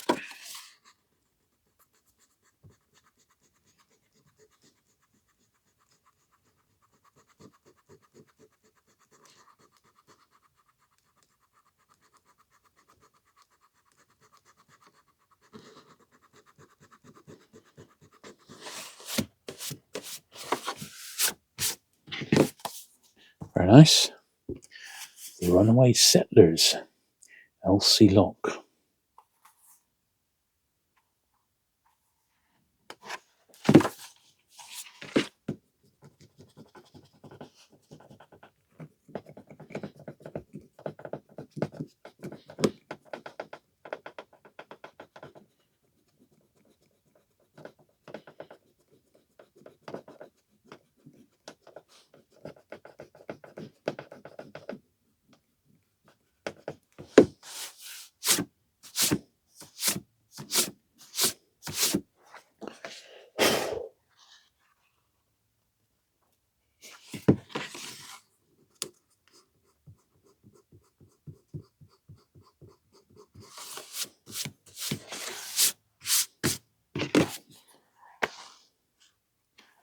Yeah, very nice.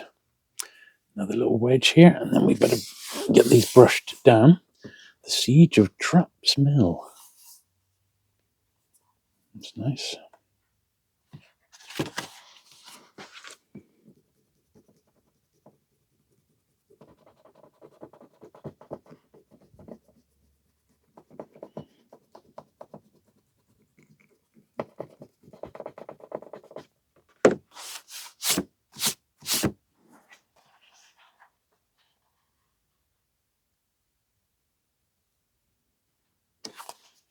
Yep, lovely. Nowhere to Stop, Geraldine Kaye.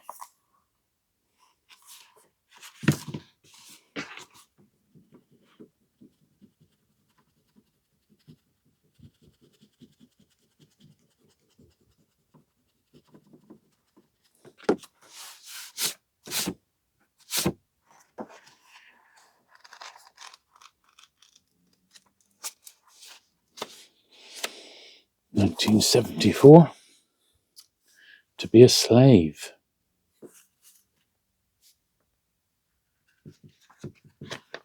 This is printed on different paper, I think, because there's because of the illustrations, I think. Book on Slavery, 1973. Never seen that one before.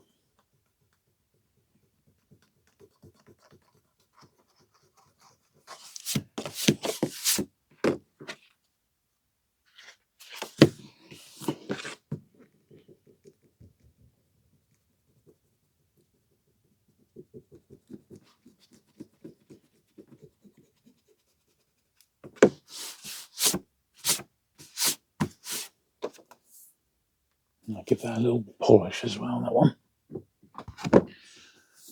The Dodo, the Orc, and the Oryx, Vanished and Vanishing Creatures. Look at that.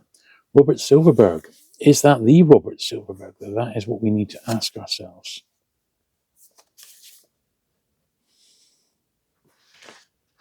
Usually has a little author bio, doesn't it? Nothing there.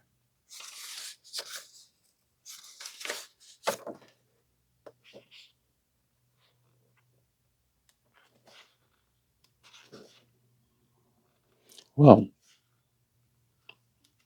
nothing there on Robert Silverberg, but surely there can't be two authors named Robert Silverberg, can there? Well, surely not. Well, we're at a convenient point, so I think I shall rub this out, and I shall jump on Google and let you know. Okay, well, it was indeed the Robert Silverberg who you would know through the worlds of science fiction, so it was actually the same chap. How cool is that? So I did not know that he'd done a book on vanishing species.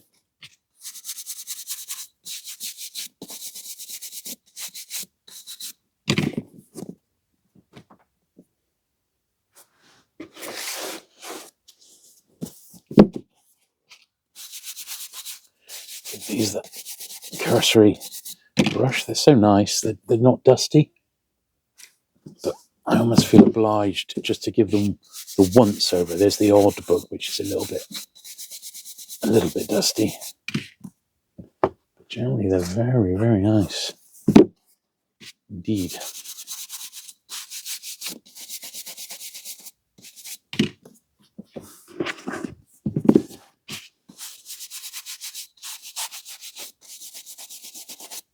Lovely. All right.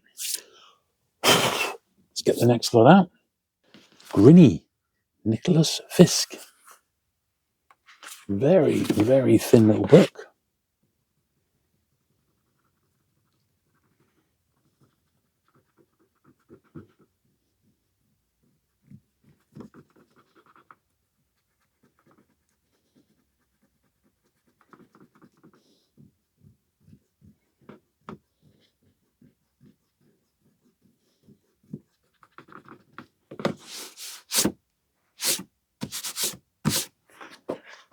There we are. Yeah, not even 100 pages. 1975. Iron Lily. Bit of fading on this one, sadly.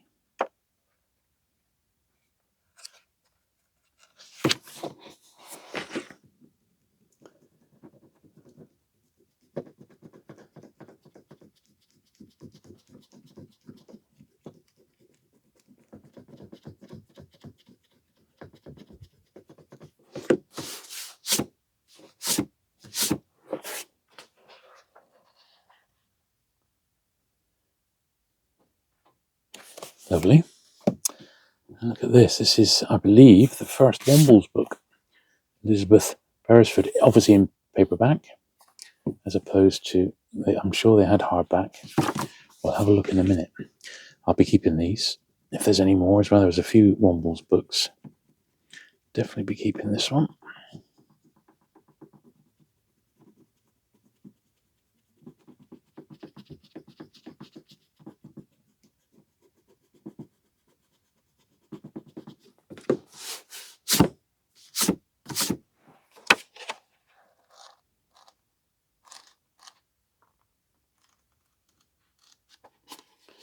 Obviously, pre-TV show, I would think.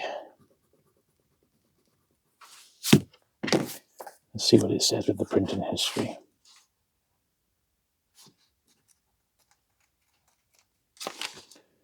(1972). First published Ernest Benn, 1968. Published as a Puffin in 1972. Very cool indeed. Shanta.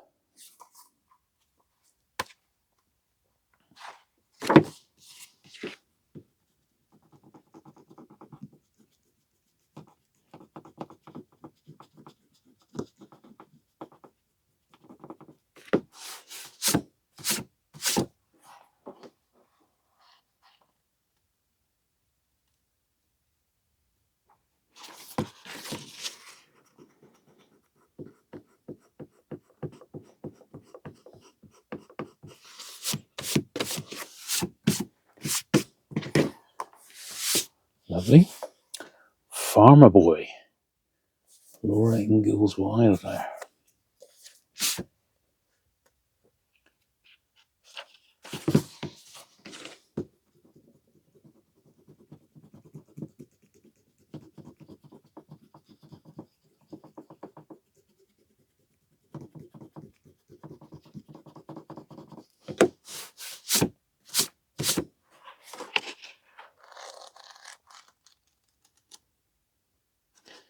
Penny Carr.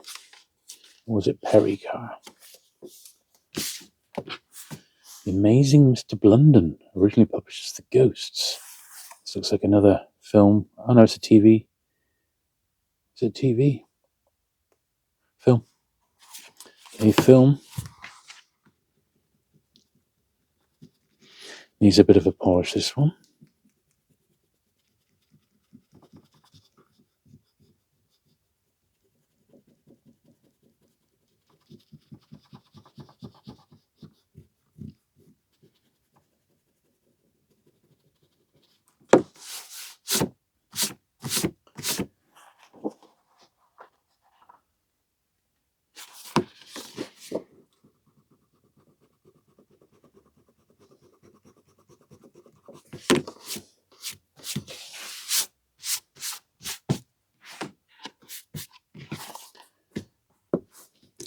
Red Moon and Black Mountain. This one is one of the rare ones which is evidently second-hand. It's got a crease on it. It's not beautiful and mint like so many of them. This has most definitely been read.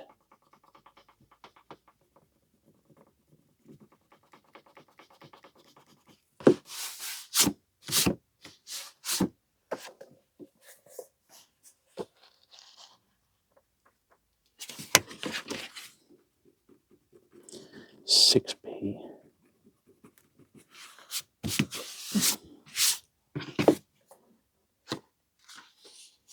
(1973). Journey Outside, Mary Q. Steele. Another wraparound.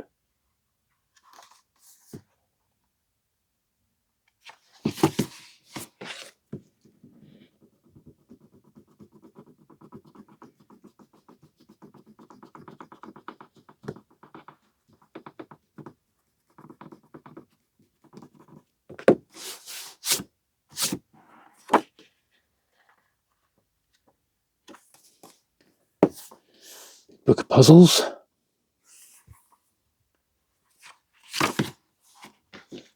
Very nice.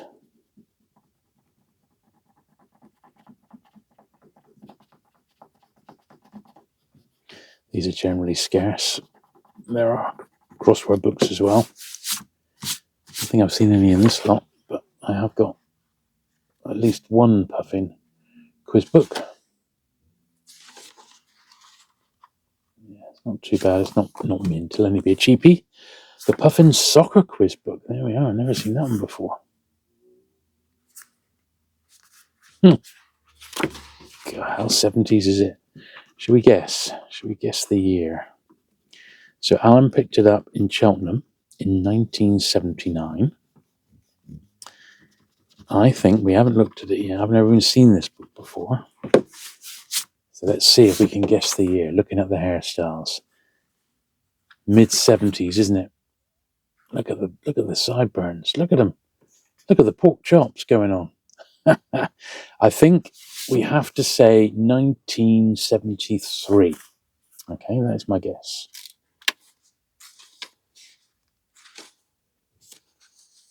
(1975). There we go, 2 years out.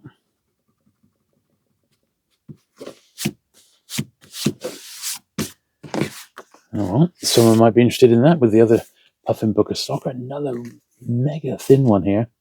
Richard's M-Class Cows. Okay. Little 5p on the front cover.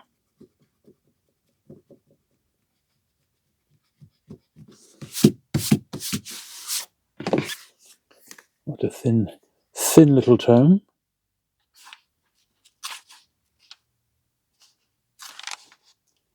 (1975) again.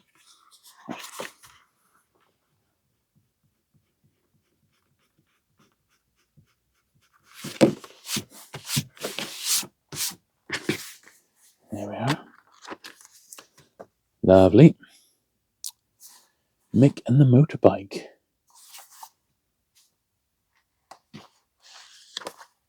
Nice copy of this one. Seeing who the illustrator was. Robert Micklewright.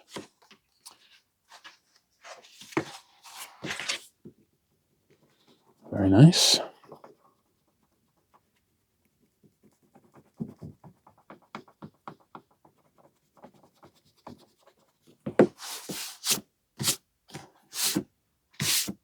There we go.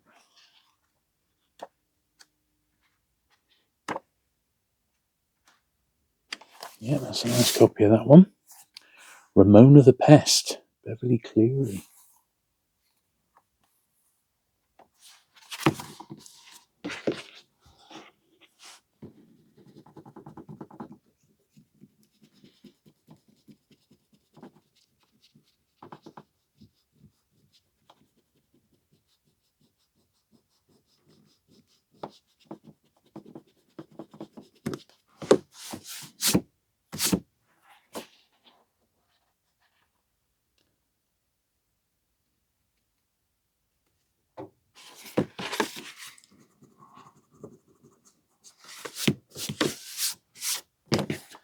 Lovely. Clive King, a familiar name. The Night the Water Came.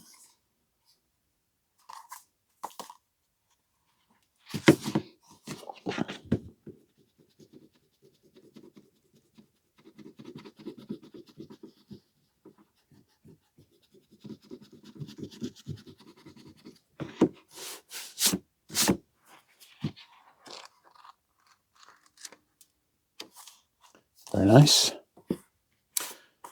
Tom Ass. Well, what can I say?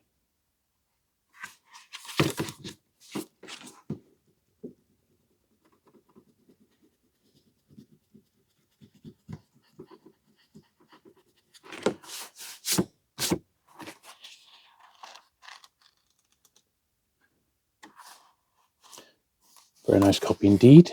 The Line. Ursula Moray Williams.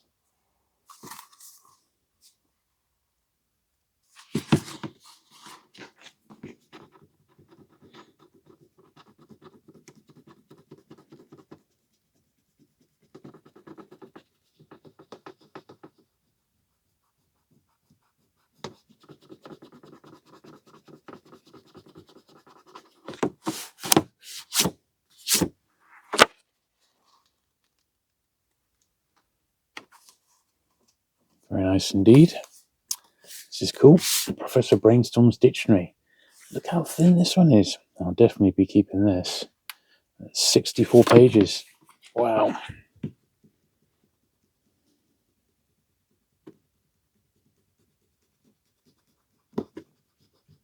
I like the Professor Brainstorm books right from the early days of Puffin. They published these.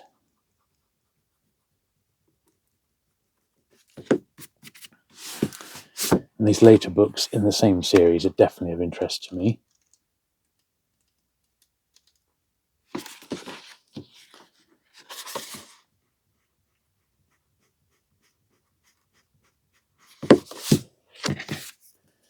What year was this published? 1974. Puffin Book of car games. I used to play many a game in the car. I don't think I had this one. I think I may have had maybe an I Spy for in the car. An I Spy book. Possibly a Ladybird book. Of things, things to do in the car. With number plates and things like that. Yeah, that's mint and red. Lovely. Next wedge. We've just got one pile after this one. I'm not even going to try and pronounce that.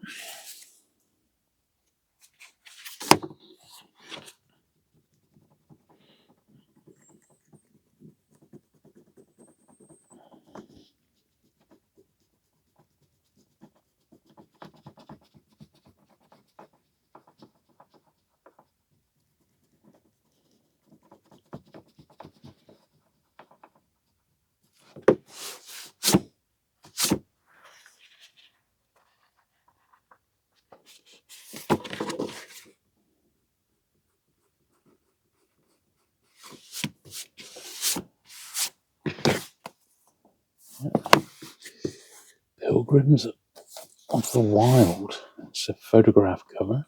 Grey Owls. It's a book on Native American Indians by the look of it. It's again a very interesting subject to be a Puffin.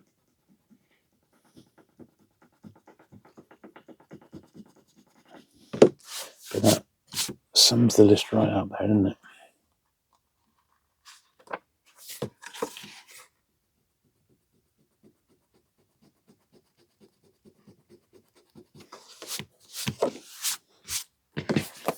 Lovely.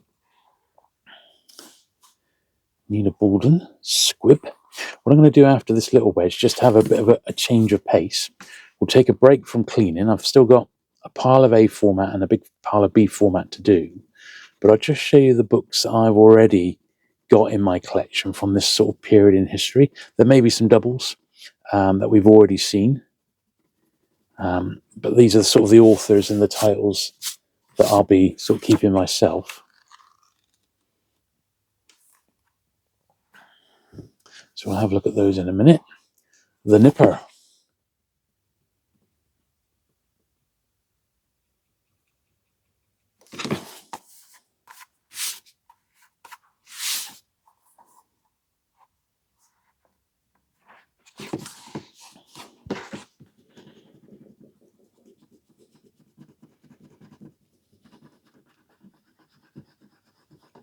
But I really wanted this video to be an absolute celebration of Puffin in the 70s, and the only thing I've still got to get, which we might as well include here, is the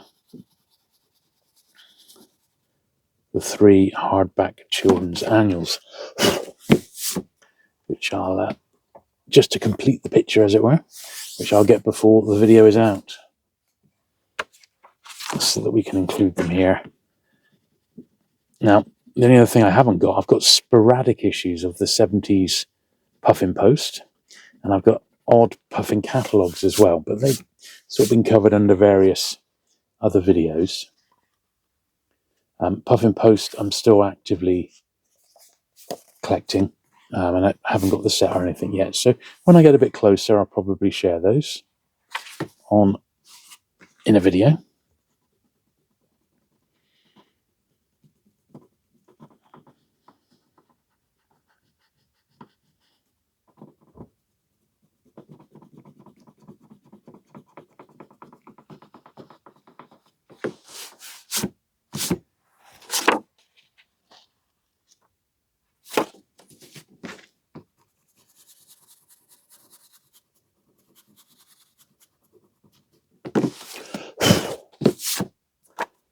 Lovely.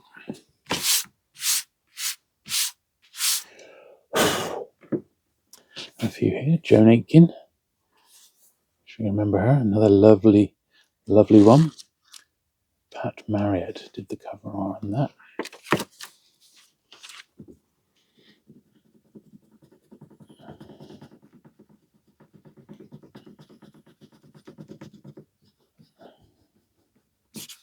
Oh.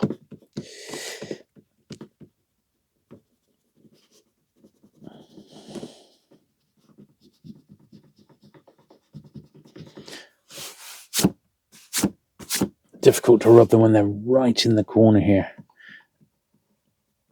and it's quite dark as well. There we are, we're okay, we did it in the end. There's no escape.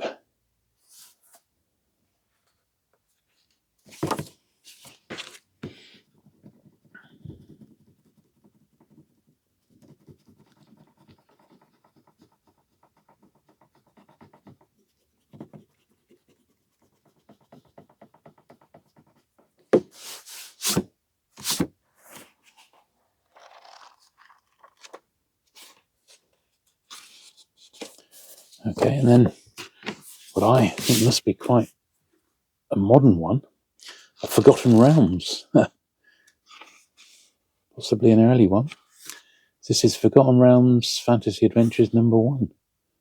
Dark Walker and Moonshine. When was this? 1987. So, yeah, pretty early, I guess, for Forgotten Realms. 1987, blimey, alright. I think it's 38, a mere 38 years old. And we're saying it's modern. Blimey. Okay, well, let me give these a brush. And then we're going to take a bit of a commercial break. And we're going to have a look at some of the books that I already owned from this period in Puffin history. Which isn't a lot, but it's you can see what I'd already pulled out. And give you an idea of the sort of books I'm going to be keeping myself.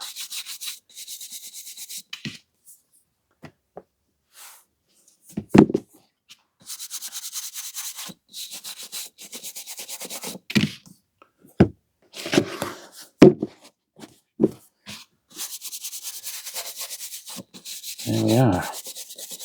Right, let me make a bit of room and you can have a look at my bits. Okay, so this one I'm not keeping, but this is actually for my friend Steve, the Outlaw bookseller, and I didn't want to post it off to him until we'd actually shared it on the channel. Very, very beautiful book here, Peter Dickinson. Robert Hales did the cover design.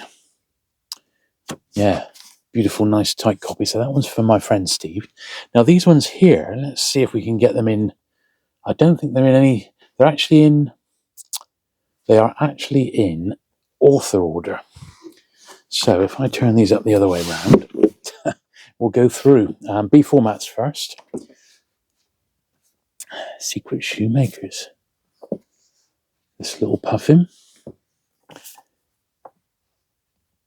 Charlie and the Chocolate Factory, absolute great one. We haven't seen many rolled out. In fact, I don't think we've seen any more, but I think they are B format. So I'm hoping that there'll be a few more rolled out in there.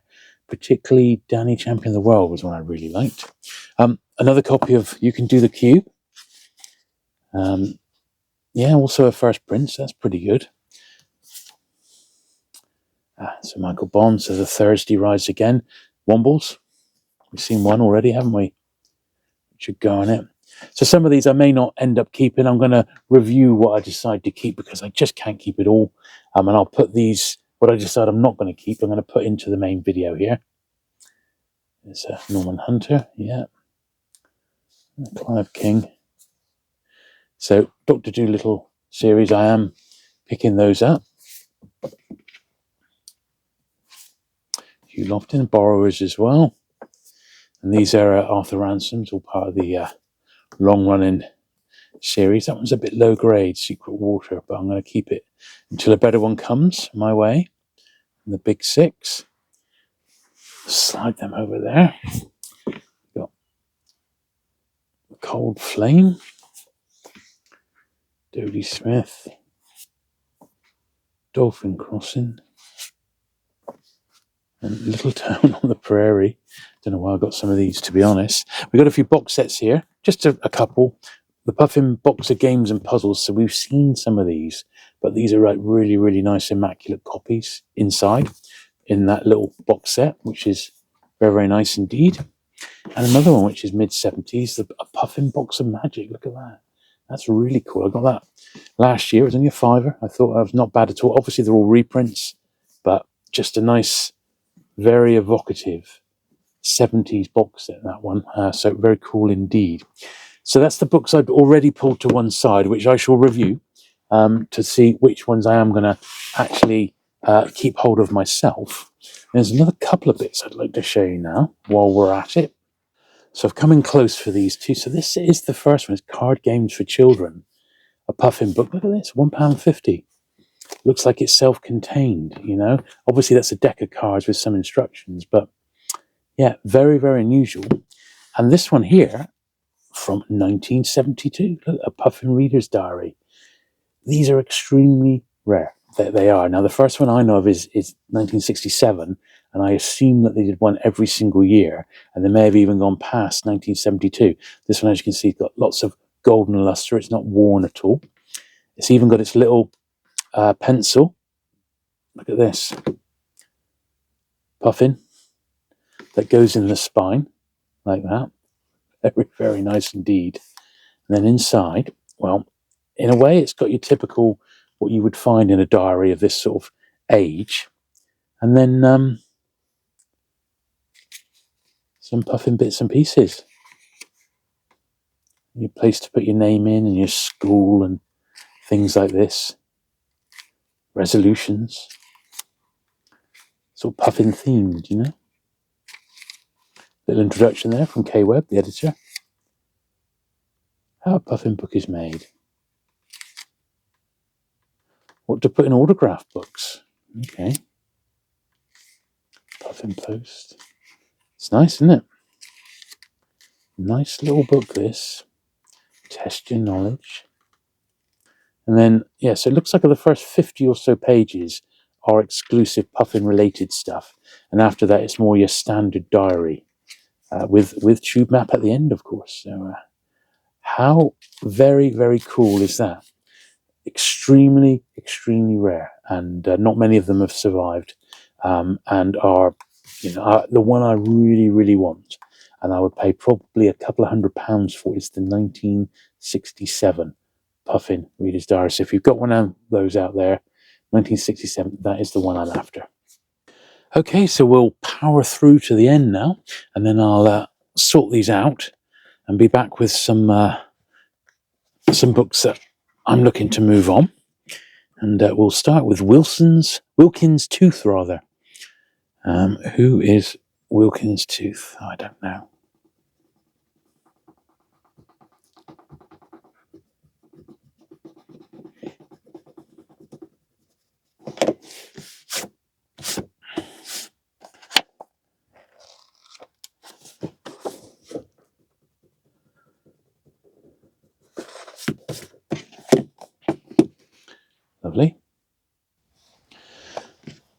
Little Man.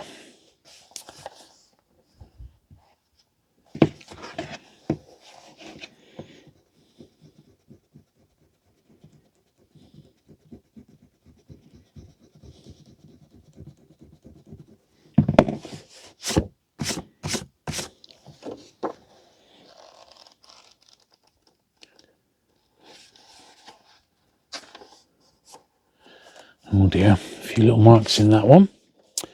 Puffin Book of Horses. This one looks, I would say, unread by the look of it.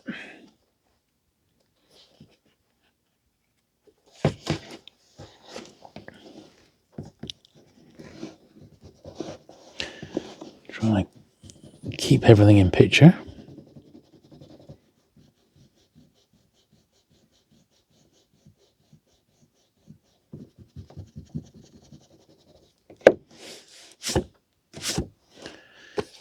There we are.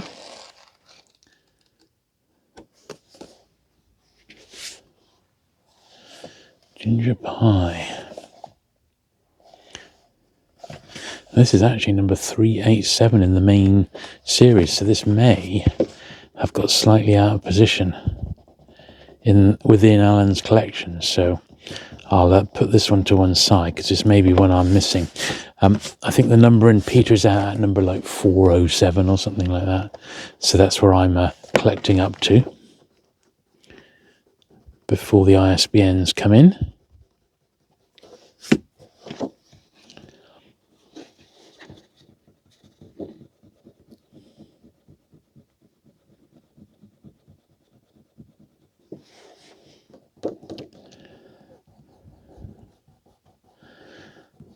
Name and address in here, so we'll get rid of that.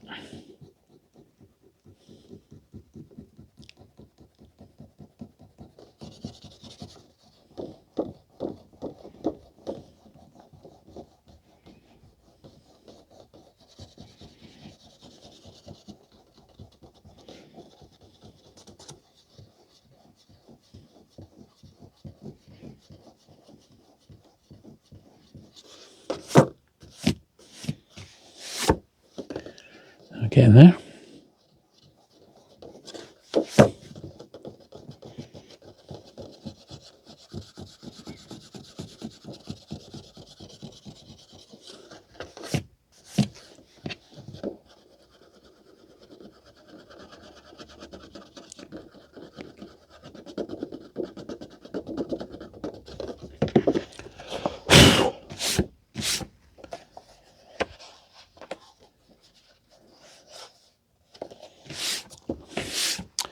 Lovely. Benjamin Dickinson Carr and his George. Okay. Oh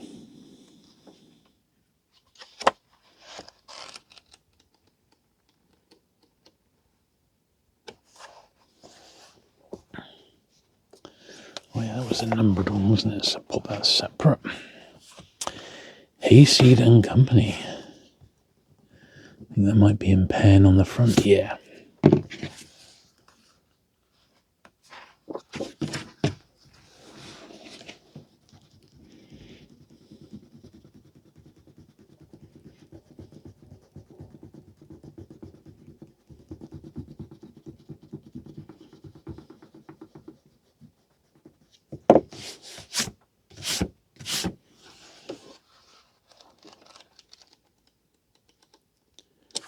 Lovely. Tommy Mac.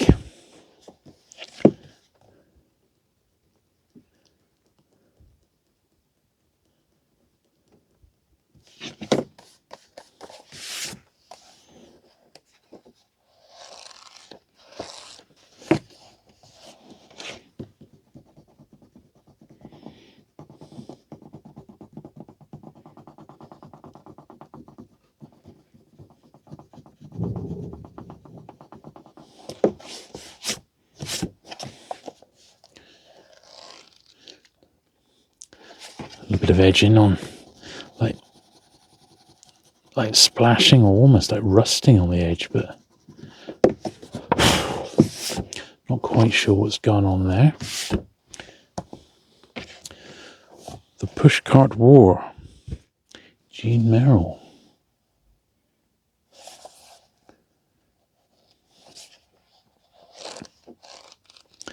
That's nice, isn't it? When was this published? 1976. Feels like 1976.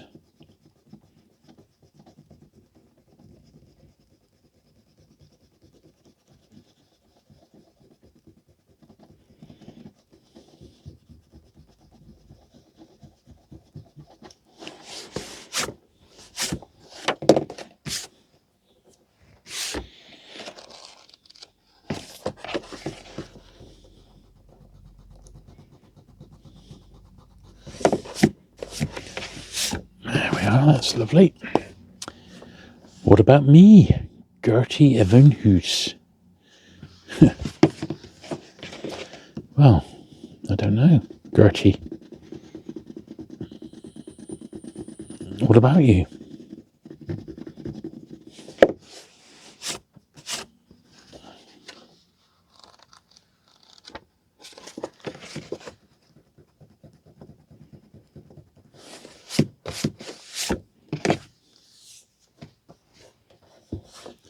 The Crane.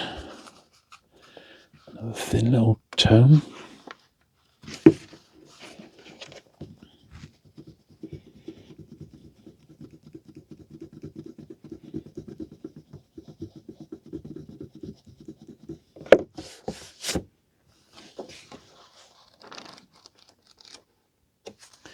There we are, another Wombles book. These are much more like the TV Wombles now, aren't they? So evidently this is a later one after the TV show has started, which was a staple in my house, I can tell you.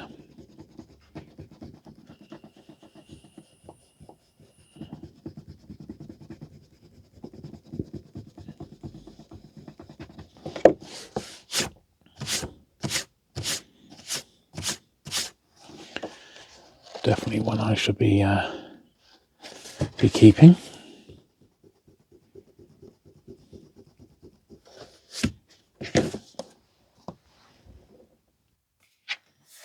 Thursday, Catherine's Store.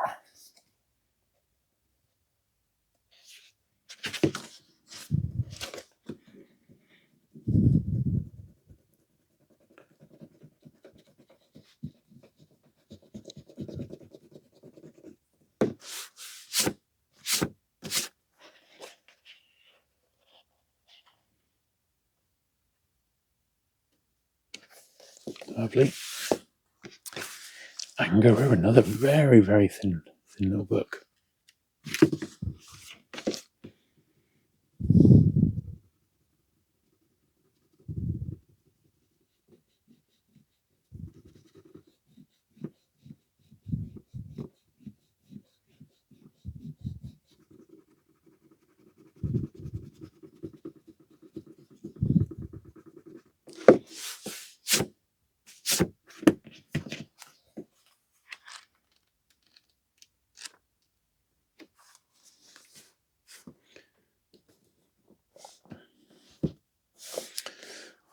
A Long Way from Verona.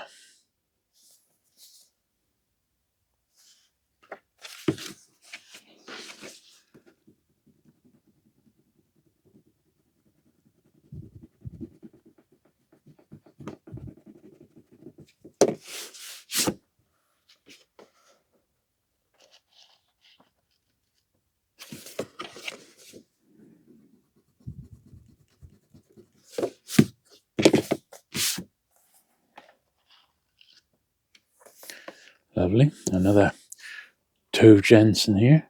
Tales from Moomin Valley. Pretty nice condition as well. That's good.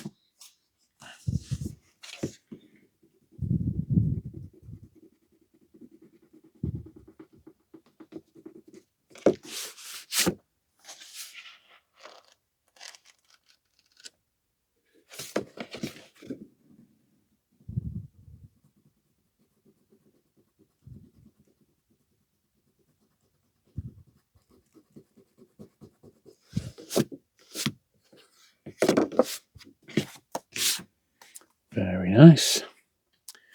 Where the Lilies Bloom.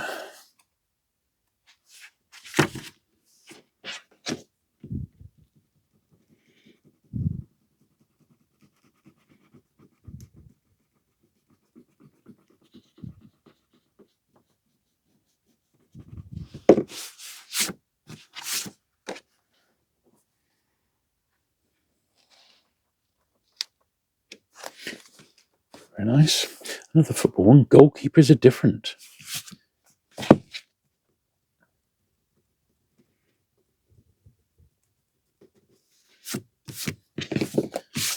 Quite a fun trio. Now the 3 football books we've got.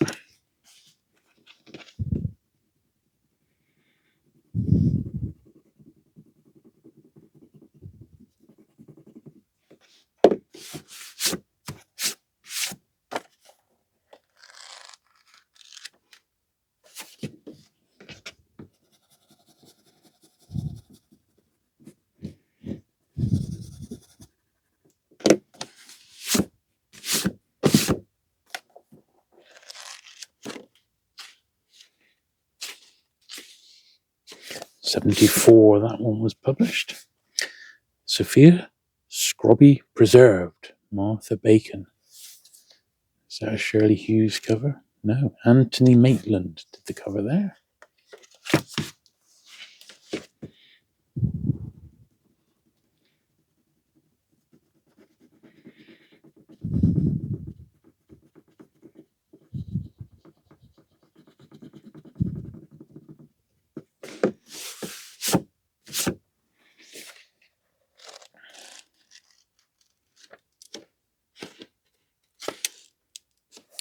'73, The Crimean War, James Barbary. Wraparound jacket.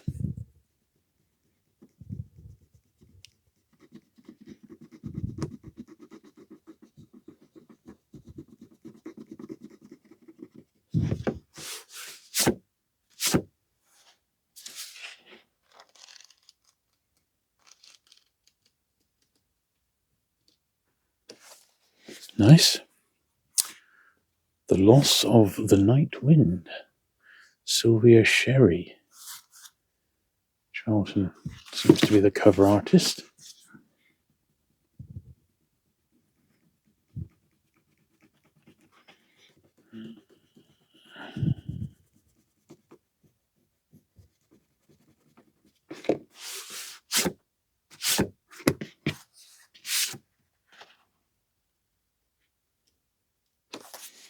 Okay. The Boer War. Faded spine on this one.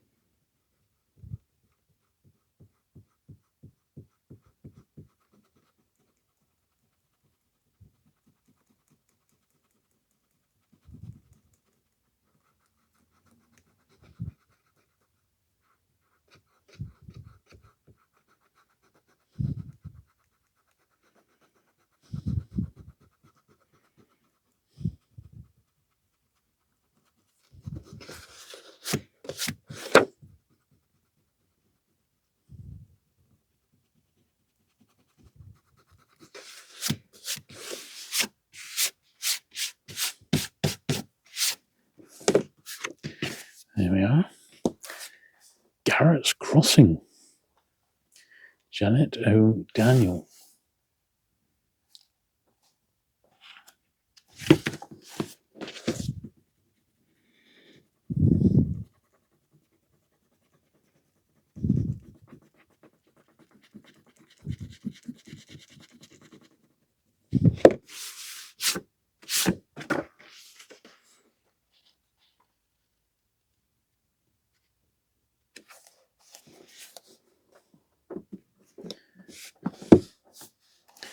Carrie's War, Nina Borden.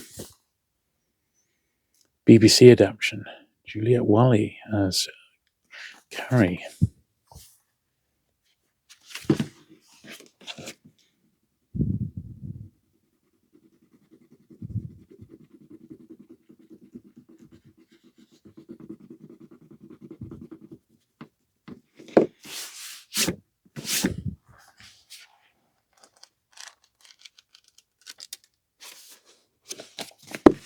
Okay. John Masefield, Dead Ned.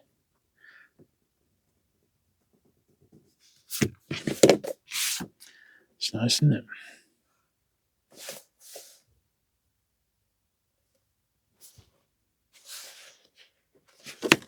Dead Ned.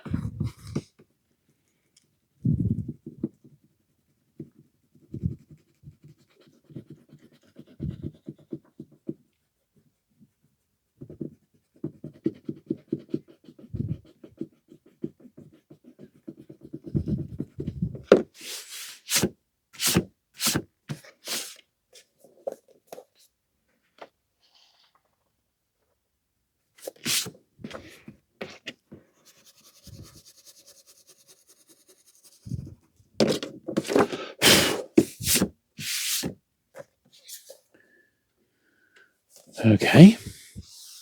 All but a few. Another Joan Aitken. Last few A formats now, then we just got the B's to do.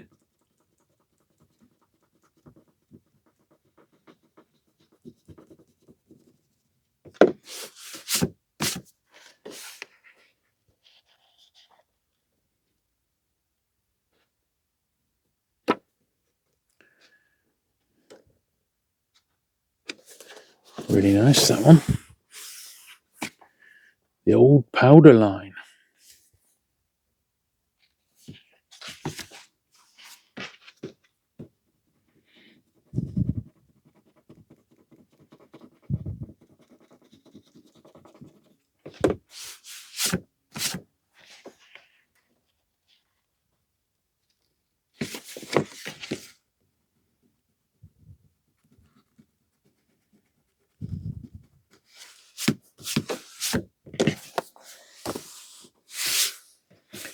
A Harp of Fishbones and Other Stories. Another Joan Aitken. 60p over sticker on. Yeah, this was first published in 1975. I guess the price changed. And that is fine. So let's give them a brush down. And we'll crack on with the B format stuff.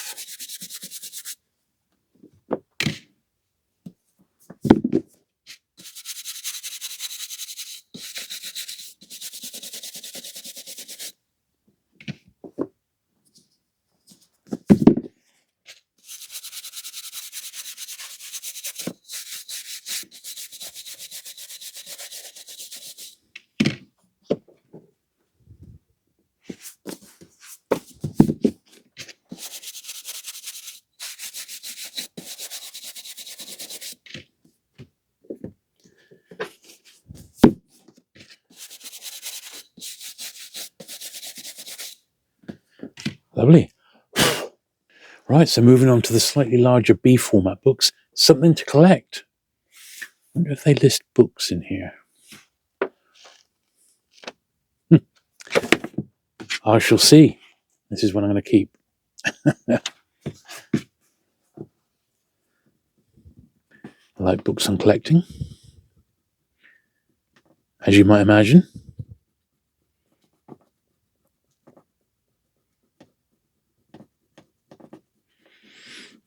Although I think I'm going to be quite ruthless. I'm going to try not to keep too many of these puffins because, as I said, I don't really have the room.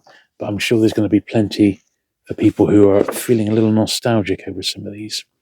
And hopefully you'll see a few books that you've wanted to get back for many years with a bit of luck. All About Simon and His Grandmother. Okay.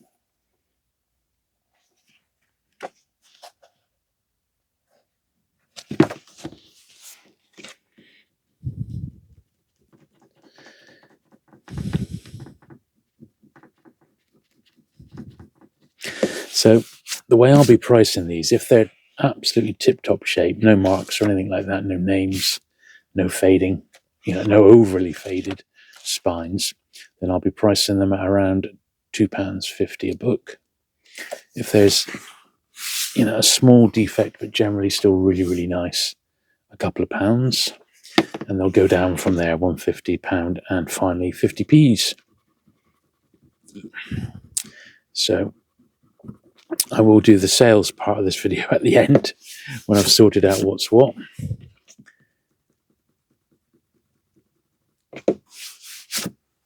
And then it will just be first come, first serve, I'm afraid.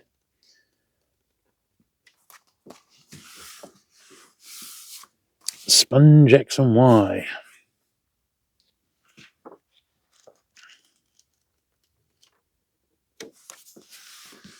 This is Pepper Pot. It's Pepper Pot's year.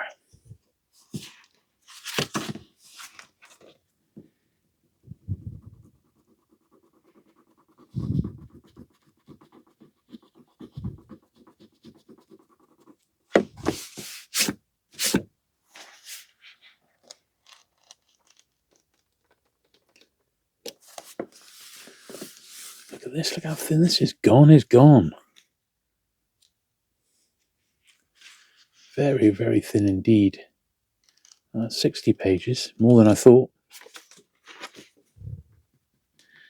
But you have to ask yourself how many of these have actually survived. You know, you have to ask that. How many have survived? 1975, look, 50 years old, that little, it's virtually a pamphlet. Joe and Timothy together. So what you do notice is a lot of the, say, a young Puffin. So these were aimed at the youngsters, whereas the Puffin story books were obviously for an older audience. But I think they had the right approach with these, in that, you know, start them off young as possible, and the children could sort of graduate up, you know, keeping up with Teddy Robinson.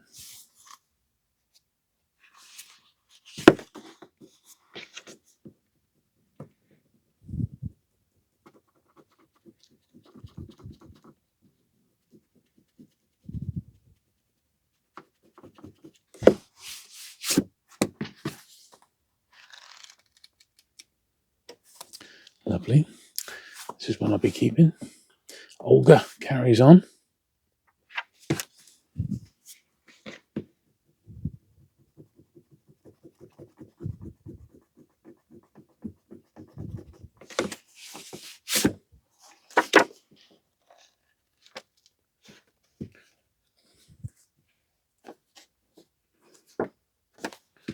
Cool. The Animal Family. Morris Sendak. Where the Wild Things Are.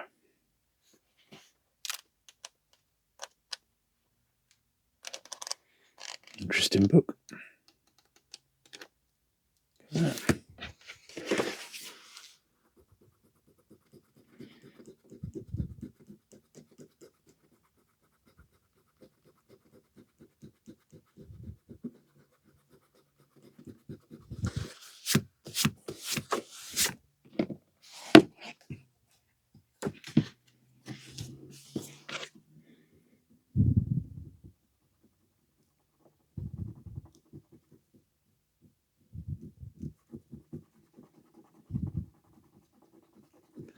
There we go.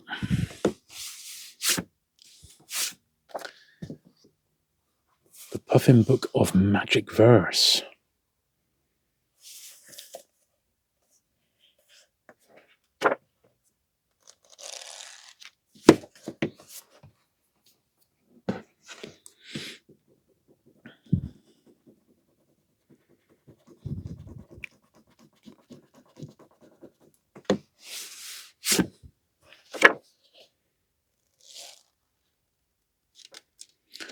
Don't know quite what makes it magic. Machines at Home, another very thin little tome.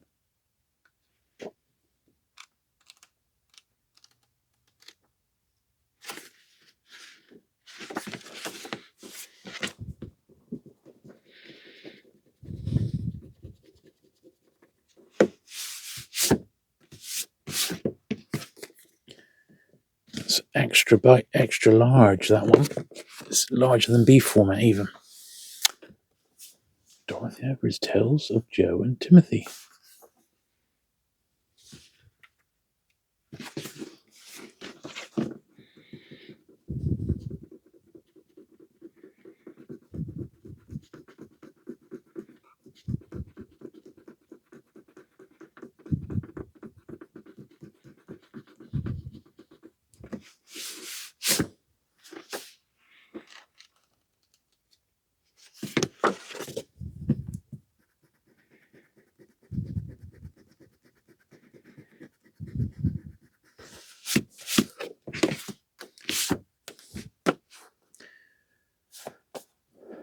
Prosecco.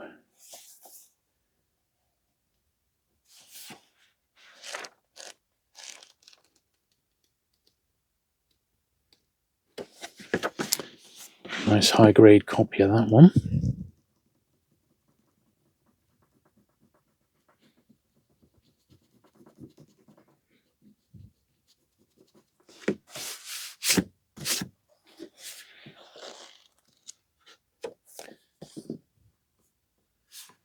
Cooking is a way round the world.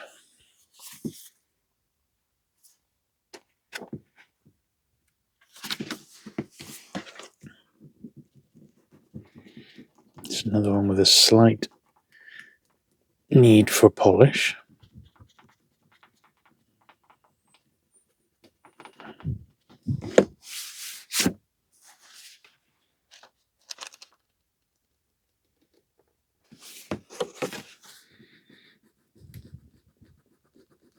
Sale, 25p it said.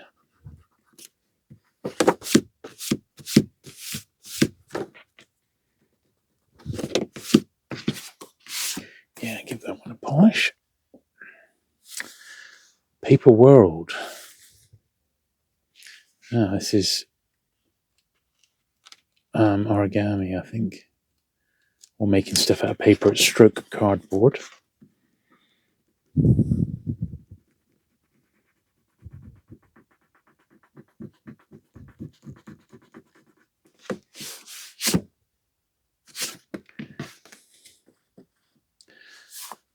Fun with Flags, the Puffin Book of Flags.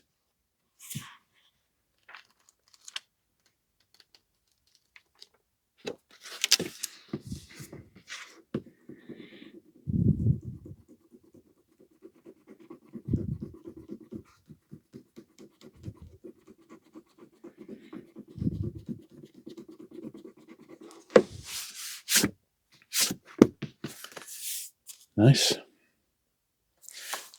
Price was there now. Olga, Olga again.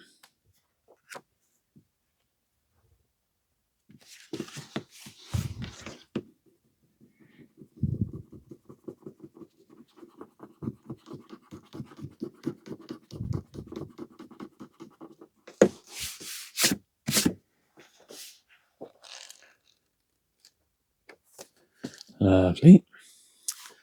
A gift from Winklesea. Helen Creswell. That's very nice, isn't it? I would imagine that some of these are actually pretty scarce, you know.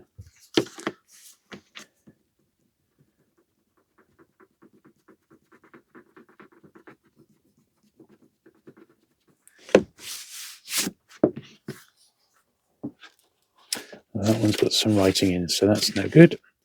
That'll just be, unfortunately, 50p because it was graffiti.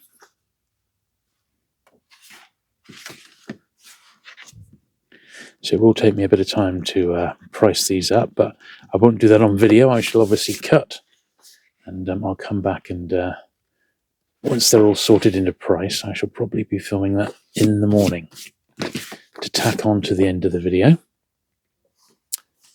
How the Well Became Another Story, Ted Hughes. So once again, a tiny bit lower grade than we might like.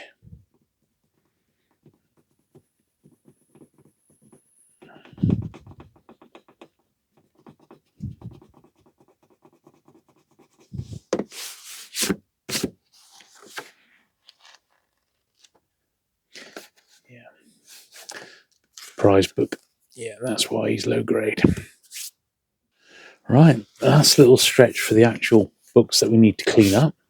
And then we'll take stock of the whole situation, because I don't know how many books are here, but there's at least a couple of hundred, isn't there? So there's quite a bit to go through. And I think I'll need to A to Z them by author, first of all. Author's surname. That'll probably be the step one. And then I'll decide what I'm going to keep myself. I shall try to contain myself and not take too much. Then I'll go through and I'll start putting the books into price piles. I think that will be a good plan.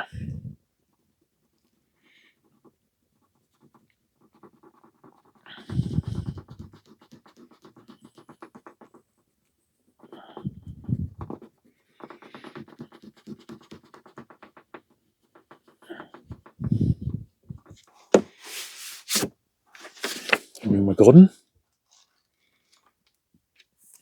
Little Plum,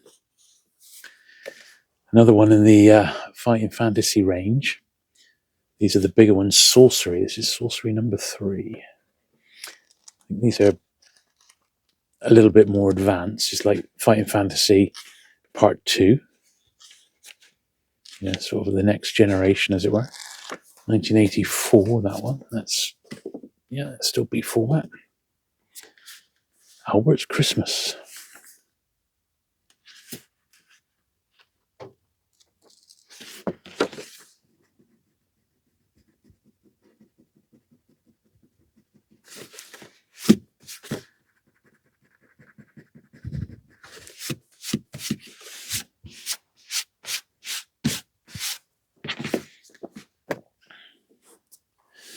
Boomerang book. How to make and throw one of the most amazing devices of all time. Okay.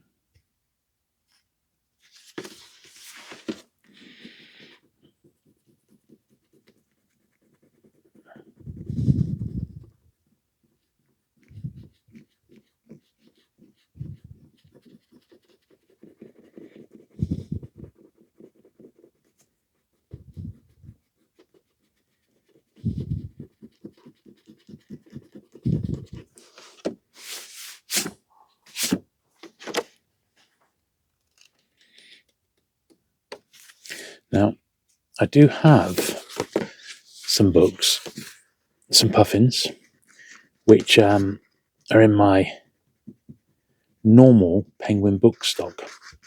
So what I'm going to do, just so that you can have a look at all my Penguin stock, I think what I'm going to do, because this video is long enough, I think I'm going to make a completely separate video tomorrow, which will be all the Puffin stock in one video, including the stuff I've already got sorted, which isn't loads, but it's a bit, There's some more vintage stuff in there. And I think that may well be the way to go. I'll give that one a polish as well.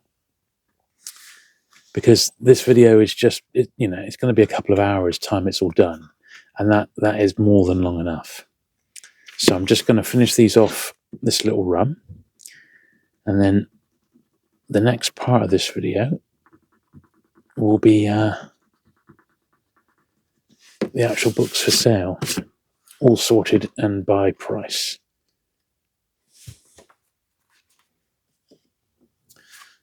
Two copies of this one.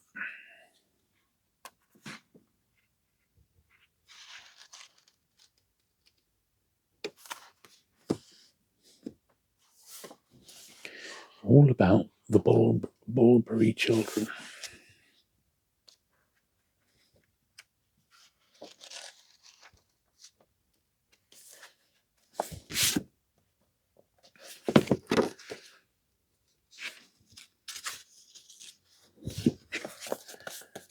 Okay.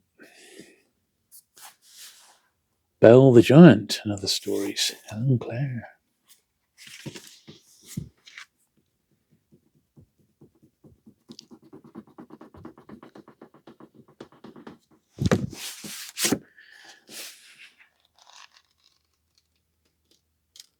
Yes, it's just turned into such an epically long video, longer than I was thinking. It's not practical to stick on a sales video at the end. So I think the best plan is to have that completely separate. And then anyone who's interested in looking to buy any can just go and watch that video. I may, if I can, release these on the same day. So the sales video, or maybe release this one, then the sales video the following day, something like that. So that might be a way to do it.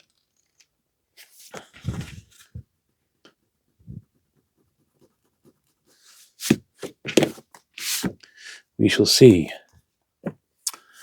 More of Millie Molly Mandy. I remember those, Millie Molly Mandy.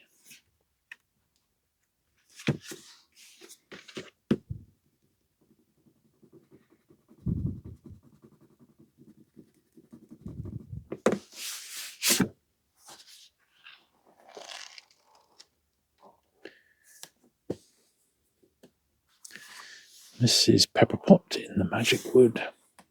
I tell you what we've not seen is any more Roald Dahl, which is a shame, isn't it? I was hoping there was going to be some of those in here. I mean, they are around. You can pick them up online fairly easily, even in first prints. I would have definitely liked that Danny Champion of the World, but I'm sure I can find one. They also did a very nice Roald Dahl box set of his children's books. Dougie the Digger. I bet that's nostalgic for somebody. 1972.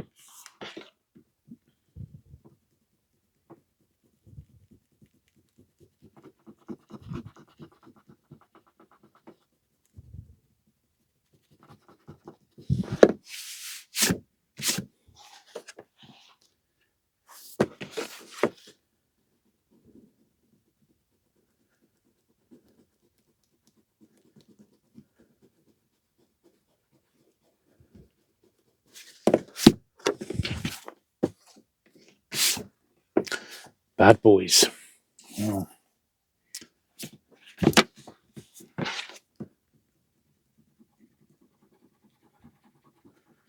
Well, the old rubber's had a bit of use today, hasn't it? Name inside. Sadly, sullying it.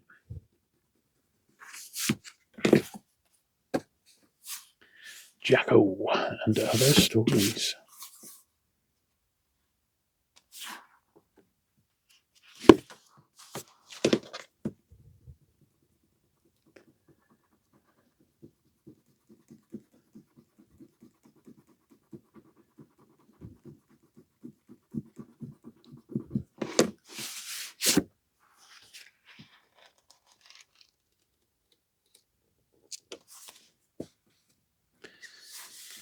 Fatty Puffs, Thinifers, Andre Morse. Famous name in the world of Penguin. This was the only one of his Penguin books I didn't have, so very pleased to get this one. I've got his handbook and I've got obviously his main series titles, but this was the one I was missing, so yeah, pleased to be getting that. This will be staying with me, just so you know.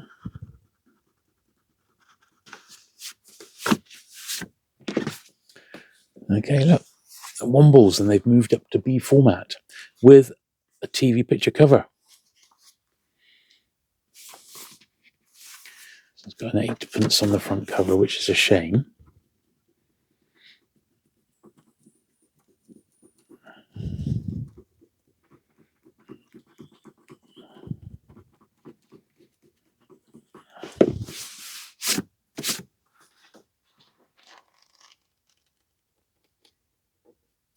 And it has some art inside.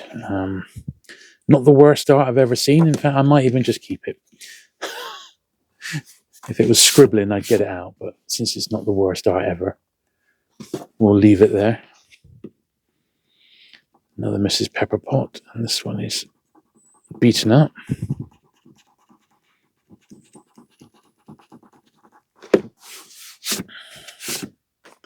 Sadly.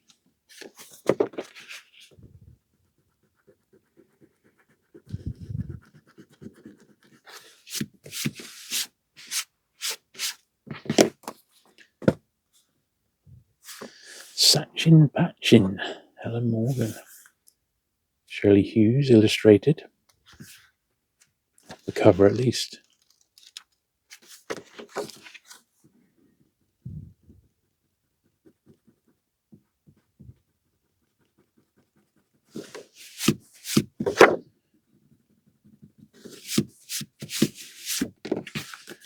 There we are. Magic at Midnight. for this article. Oh, just spotted a Roald Dahl, which is good, but sadly not the one I was looking for.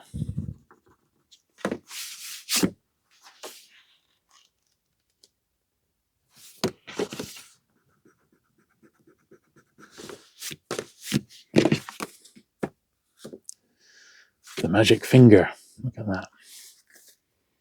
I'm still very pleased to get it. Is it the first? I imagine it will be. Published in Puffin, 1974.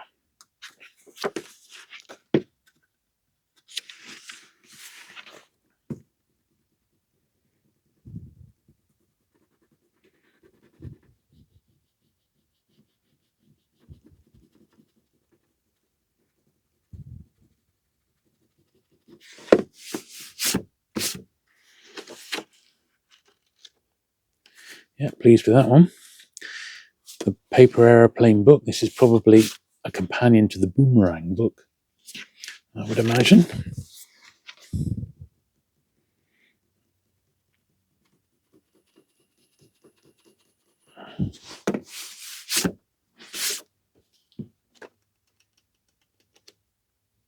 Yeah, very nice. The Insects in Your Garden. Well, this is the next to last book, so I will wrap it up here. So basically, there is another video to come, and it will be the books for sale, sorted by price. I would have gone through and pulled out all the stuff I'm going to keep, and hopefully there'll be some goodies for yourself.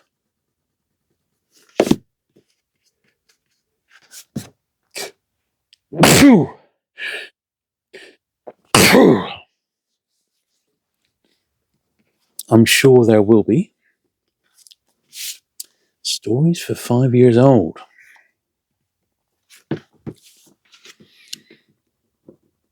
So look for the sales video very soon after this one, like a day or two afterwards. All right. As I said, my channel members and Patreon supporters will have access to all my sales videos early. Let's give these a brush. So that is the way, if you're really keen to get books and you want first pick and try and get a good stab at it, that is the way to do it, is to become a patron. And you will also be obviously helping the channel at the same time. So you will have my undying thanks.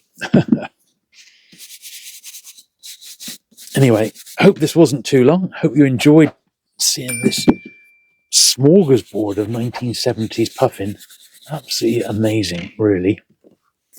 I've certainly enjoyed going through it. There's loads here I've never seen before, so it's fantastic. Don't forget, if you haven't already, do please hit that subscribe button. Do please give the video a like. And I will see you again very soon. Bye.